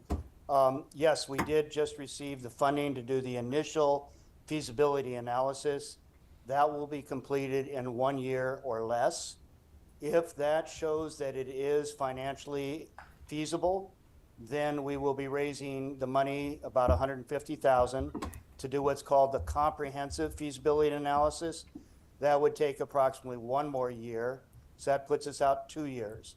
If that comes back to LAFCO with the reality of it looking very feasible and supporting the community, then it ultimately would go to the community for a majority vote of the voters. So all in all, Mr. Jorgensen, it looks like we're looking at 2-3 years or so before that question can be answered. And as Pat said, this subcommittee is not trying to lobby for or against incorporation. We, those that are involved at the McKinleyville Incorporation Expiration Subcommittee, feel strongly that it's high time that we as a community get the data on the financials, revenues, expenses, and really work with the community to look at all the pros and cons and bring this question forward. So I hope that answers your question with some detail. It's definitely picking up momentum as General Manager Kaspari has mentioned. So thank you. Thank you. Okay, thank you. We come to our last, we have 2 discussion items, the first being the dial-a-ride analysis report.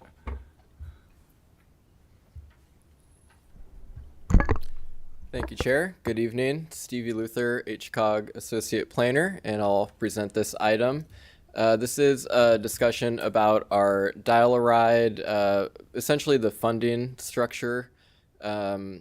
Dial-a-ride is the paratransit service that is required by the ADA around fixed route transit. So the ADA requirement is for dial-a-ride to be around the city of Arcata and the city of Eureka.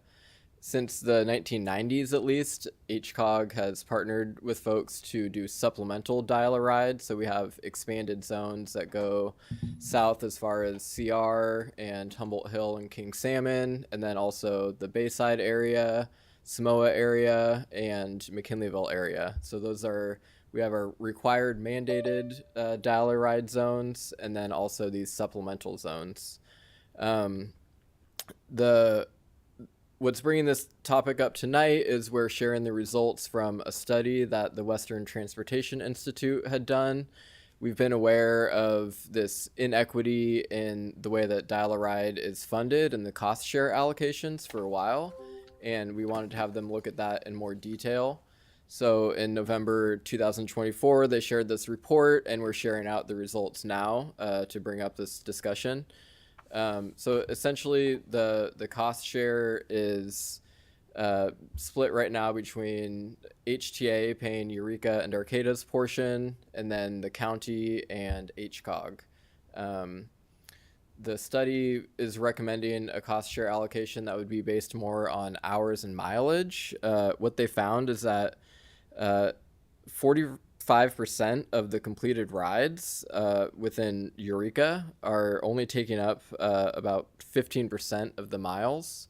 So 80% of the hours and miles that are going towards dial-a-ride between non-mandated zones are taking up, or 80% of the hours and miles, are coming from trips that are going between these non-mandated zones, which is driving much of the cost.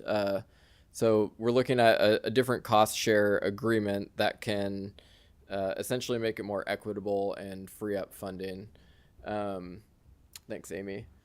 And another issue here at HCOG is that our portion of the funding is coming from our local transportation funds, Priority 4 that goes to Community Transportation Services, which is goes towards the Consolidated Transportation Services Agency, which is also HTA, and then for our portion of the supplemental dial-a-ride. That amount is capped at less than or equal to 5% of the remaining amount in our LTF fund after funding higher priorities. And right now, according to the latest budget, we're coming up to and even exceeding by a small amount that 5% cap. So essentially the picture is that the rising costs of administering the CTSA and the supplemental dial-a-ride are not keeping up with our existing funding sources. So right now we're in discussions. We want this to be a collaborative project, but we are running up against not having enough money. We're looking at different solutions that could include capping the trips and how many zones they're going across so that there are less miles being driven. We could also look at changing the fare structure so that we're recouping more of the costs through higher fares. But we do recognize that this is serving a vulnerable population and people do rely on these rides. So we want to come to an equitable solution. Another thing that has been put on the table in discussions is having a third-party consultant go back and look at these, the rides being taken in even more granular detail and come back with a more specific recommendation about how we can adjust our dial-a-ride costs. So with all that being said, it is being brought to the board tonight as to kind of flag the issue, to hear any ideas you might have and direction to staff about how to approach resolving this issue. And we do have some folks in the audience like Greg Pratt that can speak to it more. But I'll stop there and happy to answer any questions. Thank you. I was going to say, if you have any for Stevie, but then we'll get Greg up here in a few minutes. I was just hoping that you could clarify how it's currently funded again. You said it was the county and only Eureka? Yeah. The specific percentages here. So HTA pays 70%.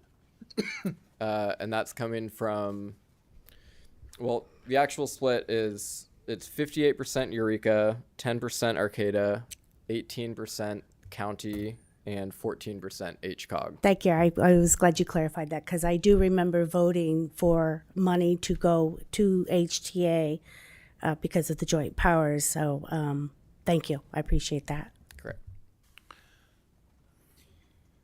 Out of curiosity, do you have any sense for why so many people are wanting rides out of like the approved areas? Yeah.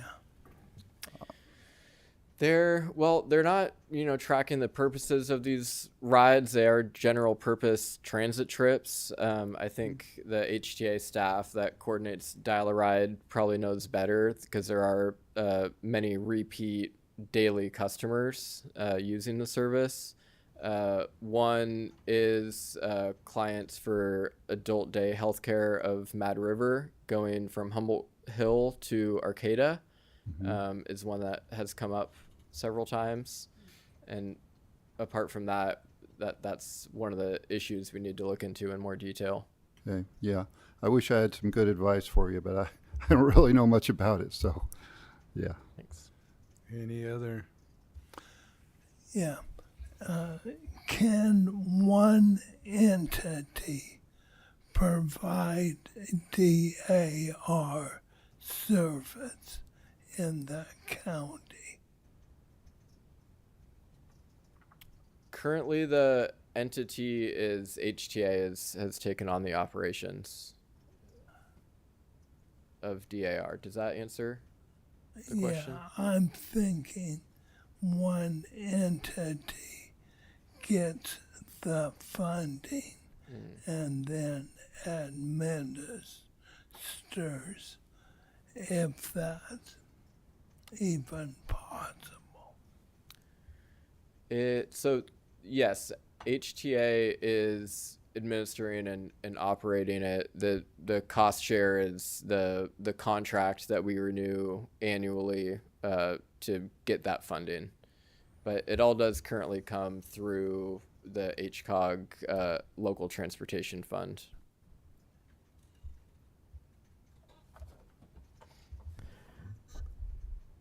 Chair Johnson, could I make a suggestion that that we have Greg Pratt come up and just Getting ready okay, to see okay, if thanks. Stevie was done, I was going to have Greg come up. I mean, I love hearing from Stevie, but Director Pratt.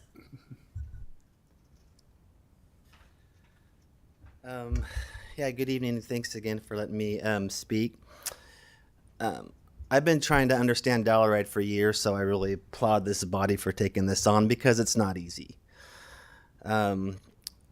One of the things, I know there's different scenarios and there's all kinds of notes and tables in there, but what this boils down to is transit is funded by miles and hours.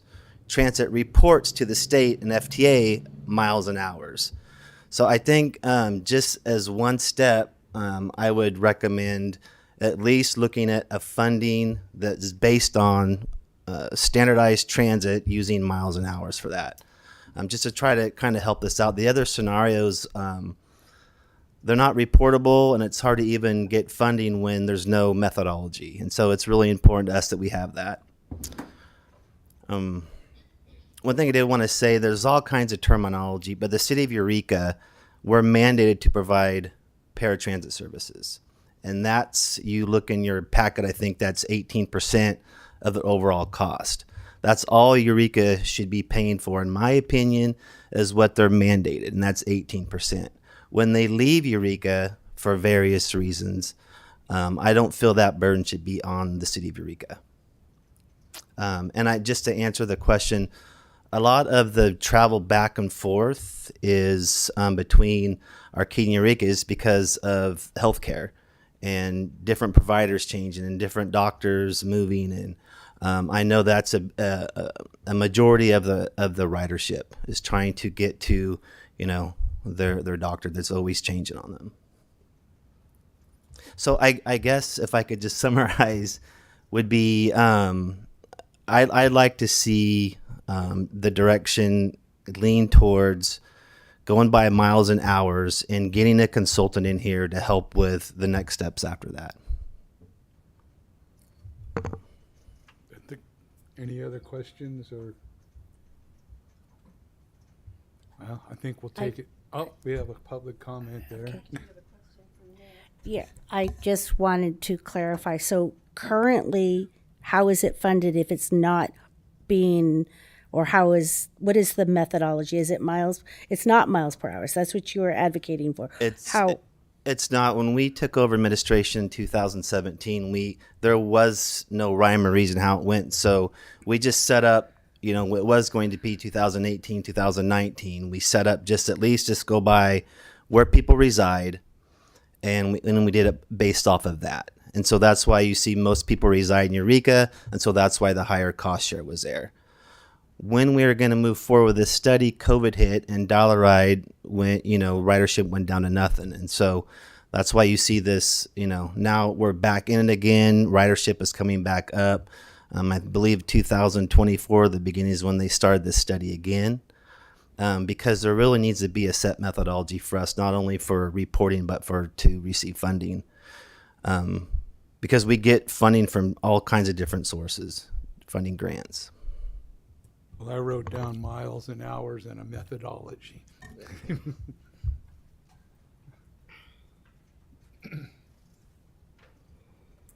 Hi, my name is April Joyce. I'm with Adult Day Healthcare of Mad River, and I am a user, or our clients are users of Dial-A-Ride, have been for many, many years.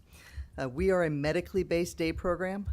All of our participants have disabilities which qualify for this program, and also unequivocally qualify them for Dial-A-Ride.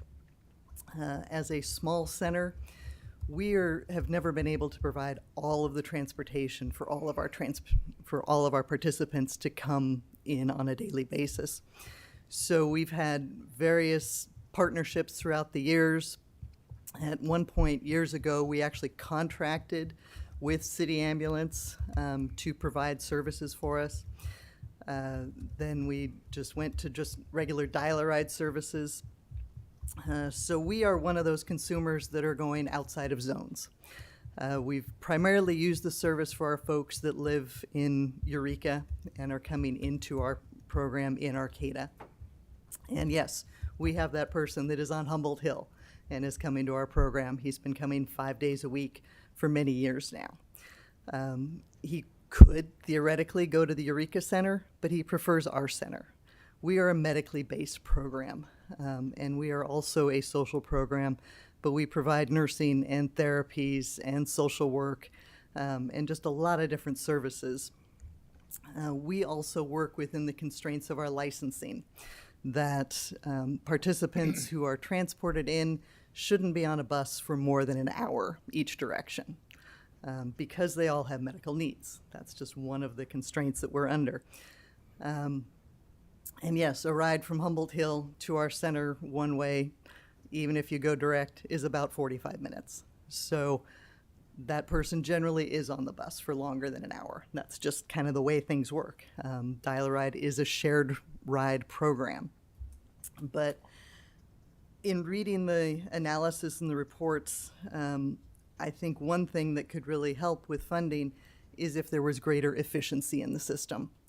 Right now, it is not efficient at all. The new scheduling system that came in about 2024 has actually, I think, added more inefficiency to the system than there has ever been. When that system was first initiated, we had two people living at one board and care center that would come to our center on 2 different buses, or they would go home on 2 different buses. There's no reason for that. We had people who would come from Eureka that would have to go to McKinleyville to have somebody dropped off there before they came back to our center. That's not efficient. And those are the kinds of things that have been happening with this new system, and anecdotally are still happening. Even after HTA has taken it over and said it would be all better, it's still not better. The dispatchers now, when you call to say, hey, my bus is 30 minutes late, any idea when they're coming? The dispatchers are in Georgia, and they don't know where the bus is. They can't tell you when the bus will come unless you happen to be the next person that's being picked up. So if there's still 3 people ahead of you, they just say, I'm sorry, I know your ride was scheduled between this time, and I think it'll come, but I don't know when. So that's, more frustrating for our folks, especially our folks with disabilities. When it was, 2 people going to the same house, riding on different buses, when one of those people had dementia, that's hard for them to figure out, hey, wait, I live with this guy. How come I'm not on the bus with this guy? So yes, I think there are a lot of improvements that can happen to the system to make it more efficient. I don't know if it's a new dispatching system, but something can happen. I know that we are considered part of the premium services because we are going between zones, and premium services do have a higher cost. The cost within a zone is 1 ticket, which is $3. we're paying 3 tickets because we're in 3 zones: Eureka, the transit corridor, and Arcata. So we're already paying a higher cost for it. I know that transportation is expensive. I have looked at other transportation providers. Most of them do charge by the mile. In the last year or so, there have been a lot of other providers that are now out there. Rogue Valley Medical Transit is one of them. They're actually based out of Medford. So they contract with Partnership to provide transportation, and they charge by the mile from Medford. So their Partnership is paying them $600 a day to transport some of these folks from Eureka to a center like ours. Is that efficient? No. But I think there could be a lot more efficiency in the system. I'm not clear how all of the money works as far as whether when we have a premium service that's going between zones, if Arcata is paying for that or McKinleyville or Eureka. I don't know what part of the budget all of that comes from. But I know that we certainly can't afford $600 one way for a ticket because we only get $100 a day for our services. So that's where we are. So. Any questions for? Okay, well, thank you.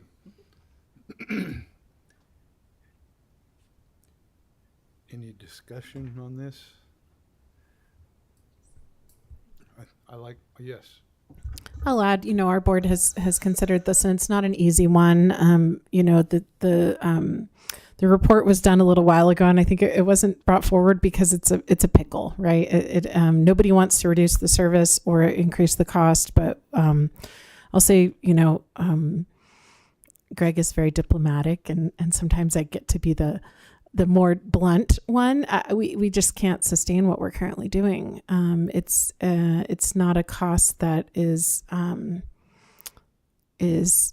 fair to the JPA participants of the Humboldt Transit Authority, JPA, and it's not reflective of the true cost of having expanded these service areas. So I can understand how the connection between Eureka and Arcata came to be, and then we're not. It was before my time on the board, and none of us are 100% sure about the why or how we expanded beyond that, but we did, and so now I think it would be hard to cut those folks off from receiving this service. So instead, an analysis that really looks at what the cost should be that's more equitable, I think is in order. So I'll just echo what Greg said and say, what we're currently doing isn't a very functional cost-wise or equitable, but we recognize that. And, I don't know if Director Byrd has a recommendation about where funding for an additional analysis that gets more granular. The staff report mentions, a more granular analysis. I don't think that's scoped out here as far as what that would look like, but that would be my strong recommendation to this board to consider something like that, because we can't just sort of pull the plug and say we're going to go back to the original service areas and there you go, but we also need to do something. Yes. Is it true that 33% of the ride bookings are canceled right now? Is that what our stats are showing? No? Okay. And HTA is running the service, or are you guys outsourcing the dial ride service? We're operating it. Okay, great. Thank you. Can I go? I just wanted to clarify the ask. So is the ask that we help support in finding a consultant to do the methodology we need to make this continue to work?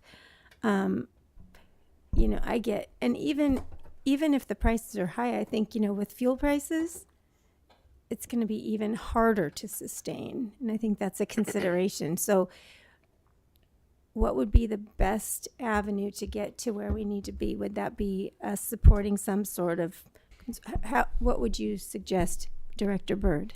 Yeah, no, thank you. And I really appreciate the discussion. Thank you, Stevie, and thank you, Greg and all for talking about this too. Step one that we wanted to do, and we have brought this through our SS TAC. We discussed it at an HTA board meeting, and we're discussing it here. We really just wanted to bring the study forward. Again, it was completed some time ago. And so we wanted to make sure that, we're starting to have robust discussions on some of these findings. And there really are the two main ones.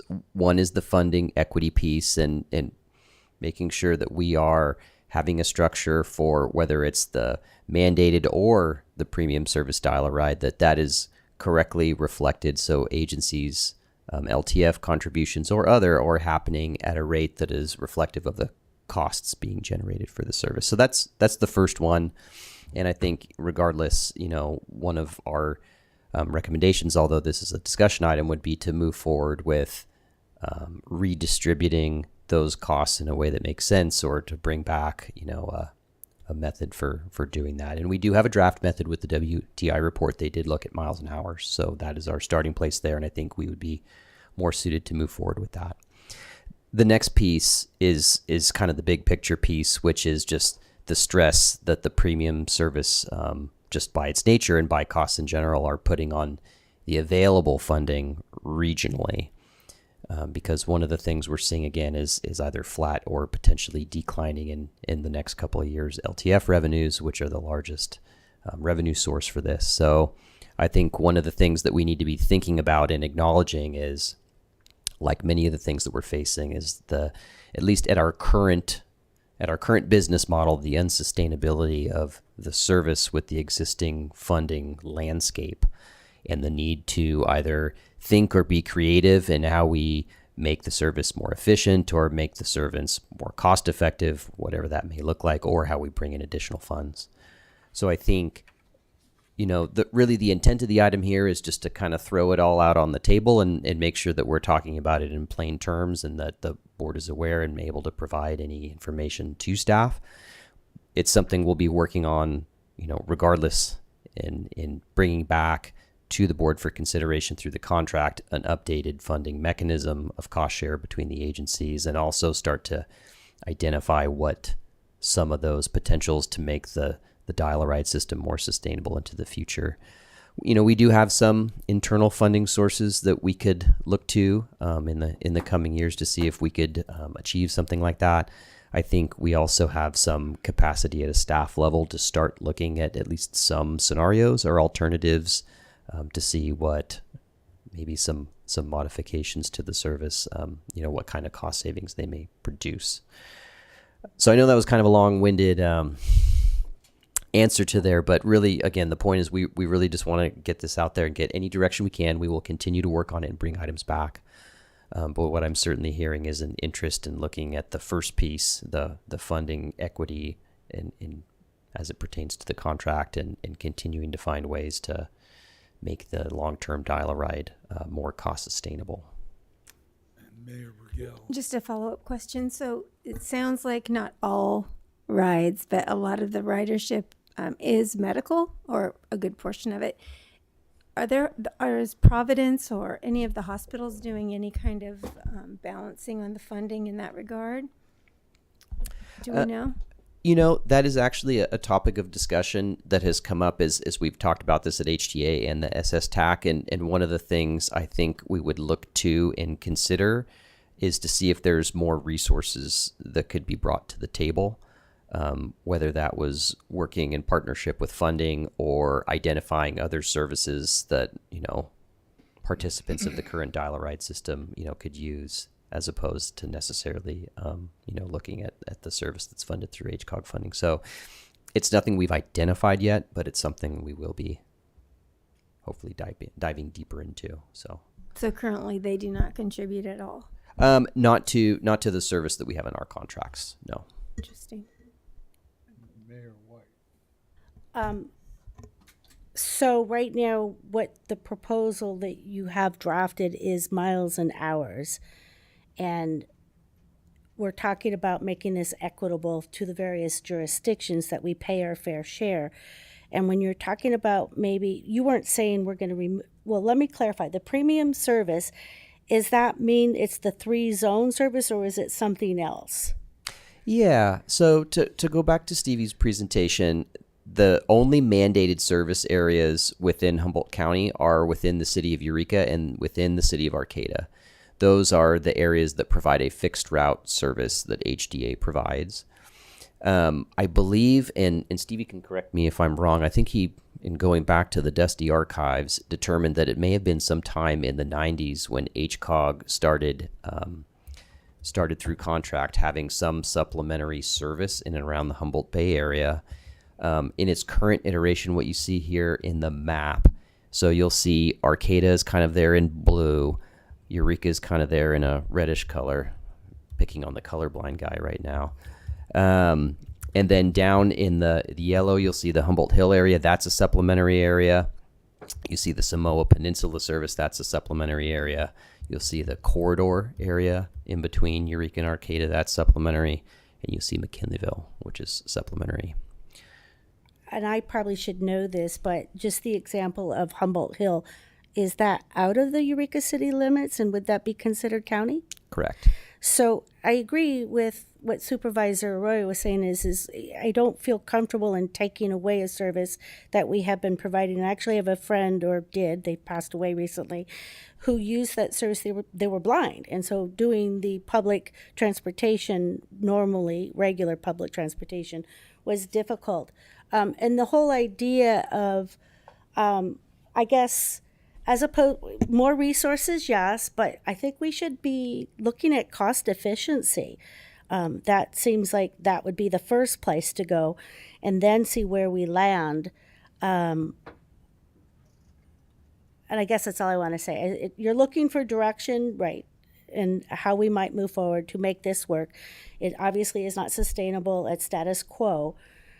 So those are my thoughts. Let's try to make it work. Chair Johnson, may I offer a little clarification? Yes. In case there's the perception that we haven't tried to rein these costs in or get this underhand. For many years, the system was contracted out, and CAE Transport, a local company, did work with us to offer that service.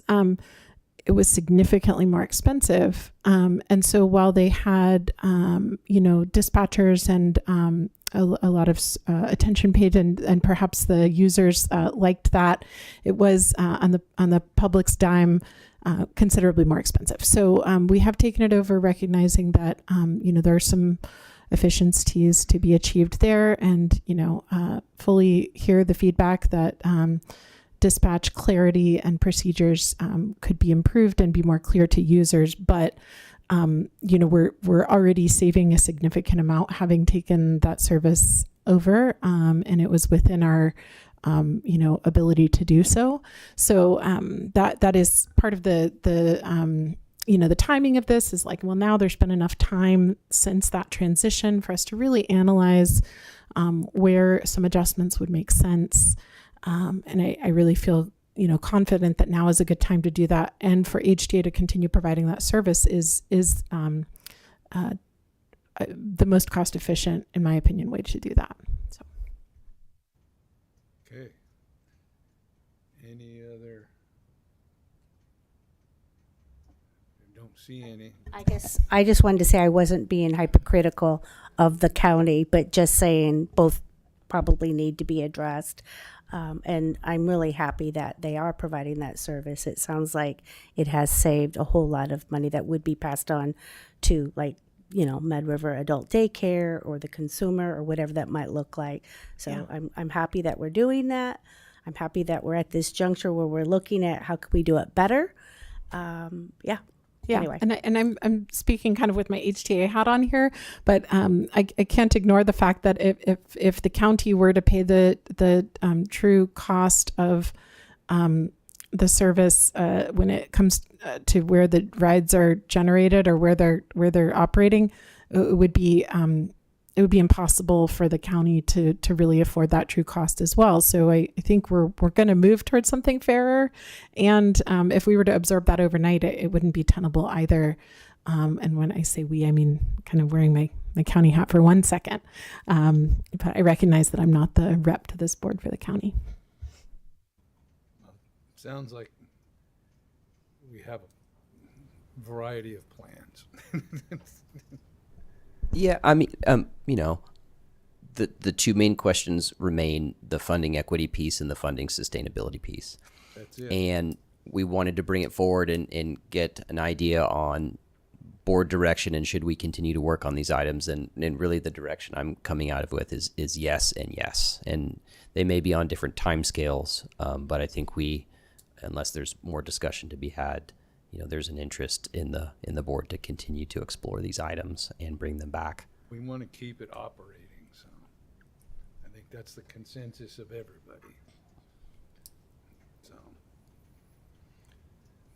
all right. Come to HCOG highlights. Yes, thank you. Everybody fill your waters. This promises to be a 1 hour. No, I'm just kidding. Yeah. It's funny though. So this is just a quick slideshow of our end of year highlights. And, we are in March of 2026. So it's almost like we're a little late. We should be giving a midway 26 review. We kept putting it off because of just content heavy meetings the last couple of months. Of course, this one turned out to be content heavy, but we didn't want to skip it any longer. So just first and foremost, I just want to take this as an opportunity to reflect back on some of the key work elements that have been completed by HCOG staff to really highlight some of the excellent work. In particular, our other 3 staff members, our Administrative Services Officer, Amy Eberwein, our Regional Planner, Stevie Luther, and our Senior Regional Planner, Una Smith, all do. So, and I'd like to thank Amy, of course, for putting this slideshow together. So, first and foremost, one of the big projects we undertook in 2025 was continued work on the Multimodal and Vibrant Neighborhoods project. So, as the board may recall, we've had a lot of activity on this project, even at this board level. Una brought forward the level of traffic stress, that great GIS planning and mapping tool for level of traffic stress measurement for bicyclists and pedestrians. There's also been there was a Safe Routes to School pilot and pop-up event that was conducted as part of this project in the city of Arcata in partnership with Fuente Nueva Charter School. And there was also that fantastic speaker series and walk audits that was coordinated over several days with Dan Burden, Victor Dover, and Josh Meyer in early December. Those were all really great events, and we had a lot of really great things coming out of that project. We have continued work here in 2026, but that was a big lift and a lot of work specifically by Una, and would really like to just throw out appreciation for that work and acknowledge that project for 2025. Of course, at HCOG, we were involved in active transportation as usual. We conducted Bike Month Humboldt and were a key member of that coalition last year, in addition to acting in support of the Humboldt Bay Trail Fund Committee. In addition to that, acting in support of the Humboldt Bay Trail completion celebration that happened in the middle of 2025 for the completion of that fantastic project.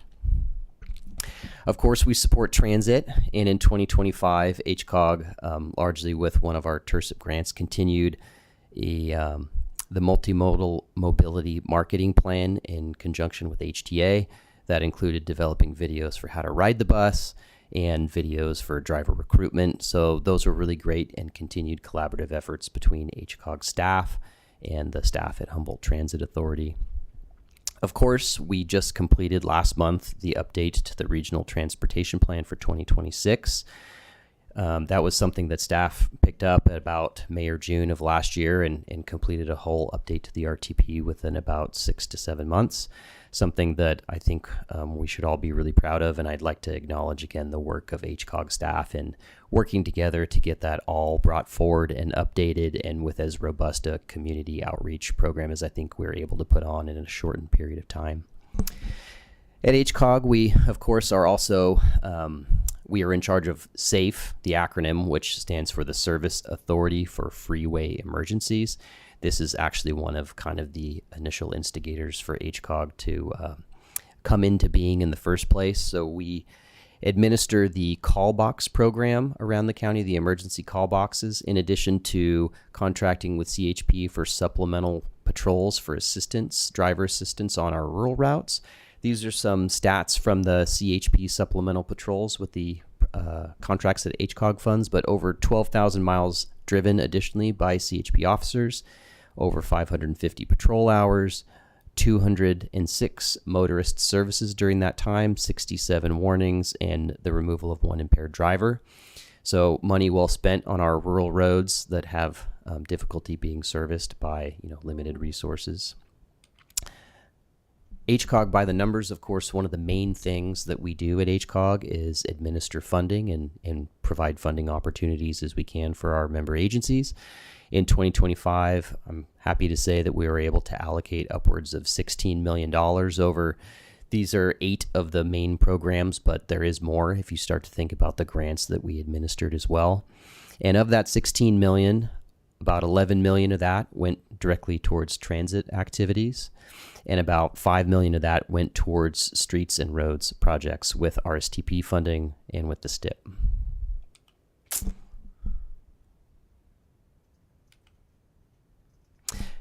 Something that HCOG has done exceptionally well out in the last few years is partnering with grants with local agencies, with applying for new grants for HCOG work, and that fortunately continued into 2025. We were announced the award for a Sustainable Transportation Planning Grant through Caltrans for the Lolita Safe Routes to School project. The board may recall just about an hour and a half ago, we awarded a contract to GHD. They'll be moving forward with that project collaboratively with our project team, which is HCOG staff, RCAA, and the county. Big shout out to that whole team for pulling that grant application together, and we're excited to get that project moving. This is not a shameless plug. Like I said, Amy did develop this this presentation here. So I did come on board in April of 2025. And it's been a great year, and really proud of the work that we've done. I do want to acknowledge in this, though, that with April being when I came on, it also means there was 3.5 months before then where the interim executive director, former fiscal administrative officer and longtime HCOG employee Debbie Egger, filled that role. So big thanks to her as well for stepping up and really bringing forward her expertise in a time of need for the agency. And last but not least, as is tradition, and as these have been brought forward, just a few highlights from our staff outside of the work area that we just like to acknowledge. I'll start in the upper left with our associate planner, Stevie Luther. In 2025, he was continuing and completing his educational sabbatical in Barcelona, Spain, where he finished his master's in urban design for healthy cities. We got him back, I believe, in late July, not a moment too soon. And really happy to have him back, although he looks like he's having a great time there in Spain. Speaking of being gone, Una went on what looks like a great ride on the scenic bikeways up in Oregon, including riding through the Cascade mountain ranges and all the wonderful geology and infrastructure and scenery that provides as well. Our administrative services officer, Amy, she and her husband got off on a few fun little trips this last year, in 2025, including one where they got to go up to Seattle and both meet one of the creators of one of their favorite games, which was a cool thing for them. And I'll end with myself. 2025 for me was really a great year to spend with my 2 young daughters. We took several trips. We took more soccer tournament trips than I care to necessarily recall. And I guess I'll throw out there, not only is it me with my beautiful daughters, but my wife as well. So a really good year for all of us, I suppose. But with that, just again, I'm excited to take this opportunity to reflect a little bit, to highlight some of the work again that our excellent staff is doing, and acknowledge them, because the 3 other counterparts that I have at HCOG are arguably significantly more responsible for a lot of the work that we continue to do and a lot of the successes we continue to have. So with that is our 2026 end of year report. 2025. Yeah. Fiscal year 25-26.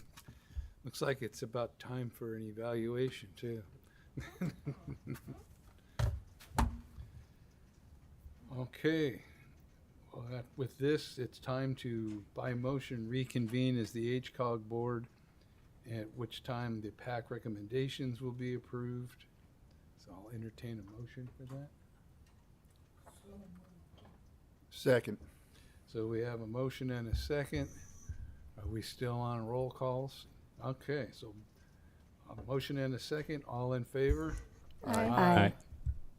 Okay, we are reconvened as the HCOG board, and we come to the executive director's report again. Yeah. I will be brief before passing it off to Una, who has an update on some activities under our PACT grant. I just wanted to make the board aware, as you may recall, in the February board meeting, one of the items we considered was an SB 125 funding amendment, so we could continue to explore expanded transit services in the city of Fortuna. I just wanted to note that there's been some moving parts with funding and funding availability, both with SB 125, but also as some of our other transit fund projections are coming in.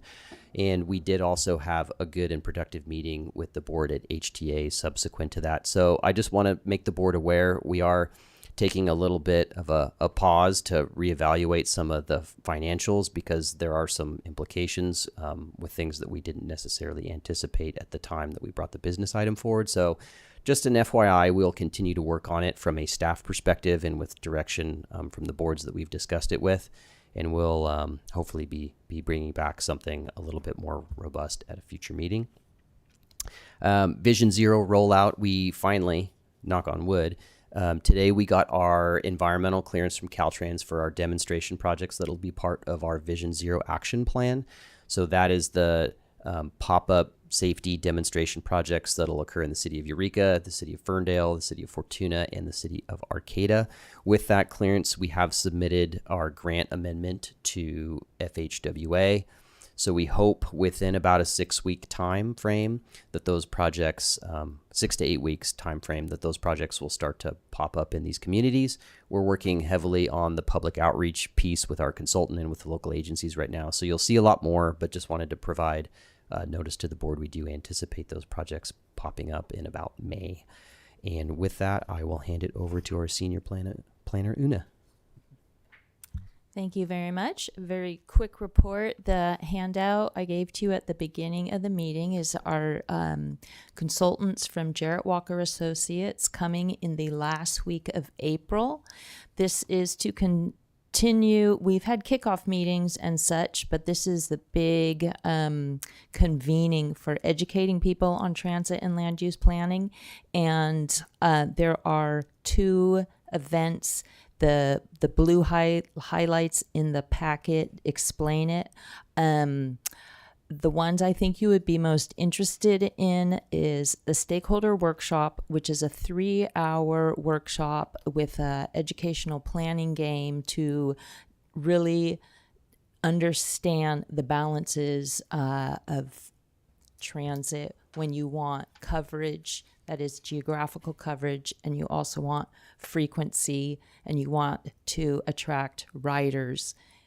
Why generally you can't have both all the time if you have a limited budget. So it's a hands-on interactive workshop that will be open to the whole community. Then there is a 2-day core design retreat that is really more technical in nature. It's full days. Many, if not all of your organizations already have staff that are committed to going to that. Many of them paid through the grant to attend that. But it is also open to people who are decision makers in that realm. So it is open to the board. But what you might be more interested in is at the end of each of those days from 4 to 5, there is a check-in where the consultants will lead you through what the participants did during the 8-hour day. The product from that core design retreat then becomes the public document that is then reviewed largely, widely, and to get comments on basically what are transit network concepts. So we will reach out to you to see who is interested in it, and we will be following all guidance and rules for the Brown Act to make sure this works well. Thank you. And with that, we come to Caltrans report. Thanks, I'll be quick. A few upcoming public meetings. There is one actually tonight for the State Route 255 at New Navy Base Road, the roundabout. It's at the Manila Community Center at 6 p.m. And there's a meeting to discuss the next steps for Fernbridge on Thursday, March 26th at 5:30 p.m. Feasibility study. We're in the process of preparing a feasibility study that will explore future multimodal operational and safety improvements for 4th and 5th Streets in Eureka. And we'll find out next month if we're approved for funding for that. And then I wanted to put in a plug for the Transit Policy Implementation Plan. There's a design focus group meeting happening on March 24th from 10:30 to noon. Discussion will include transit design, standards, potential guidance related to transit facilities playbook, mobility hub guidance, and bus on shoulder guidance. And the outcomes will influence the Transit Implementation Action Plan, which provides direction on incorporating transit into the state highway system through agency coordination. Thanks. Okay. Thank you. And Supervisor Arroyo. I think I'll skip this one. I've taken lots of your bandwidth in the last couple meetings. Okay. Any board members have anything that they would like to report, discuss? Okay. Well, we have reached the end of our meeting and we are adjourned. 7 o'clock sharp.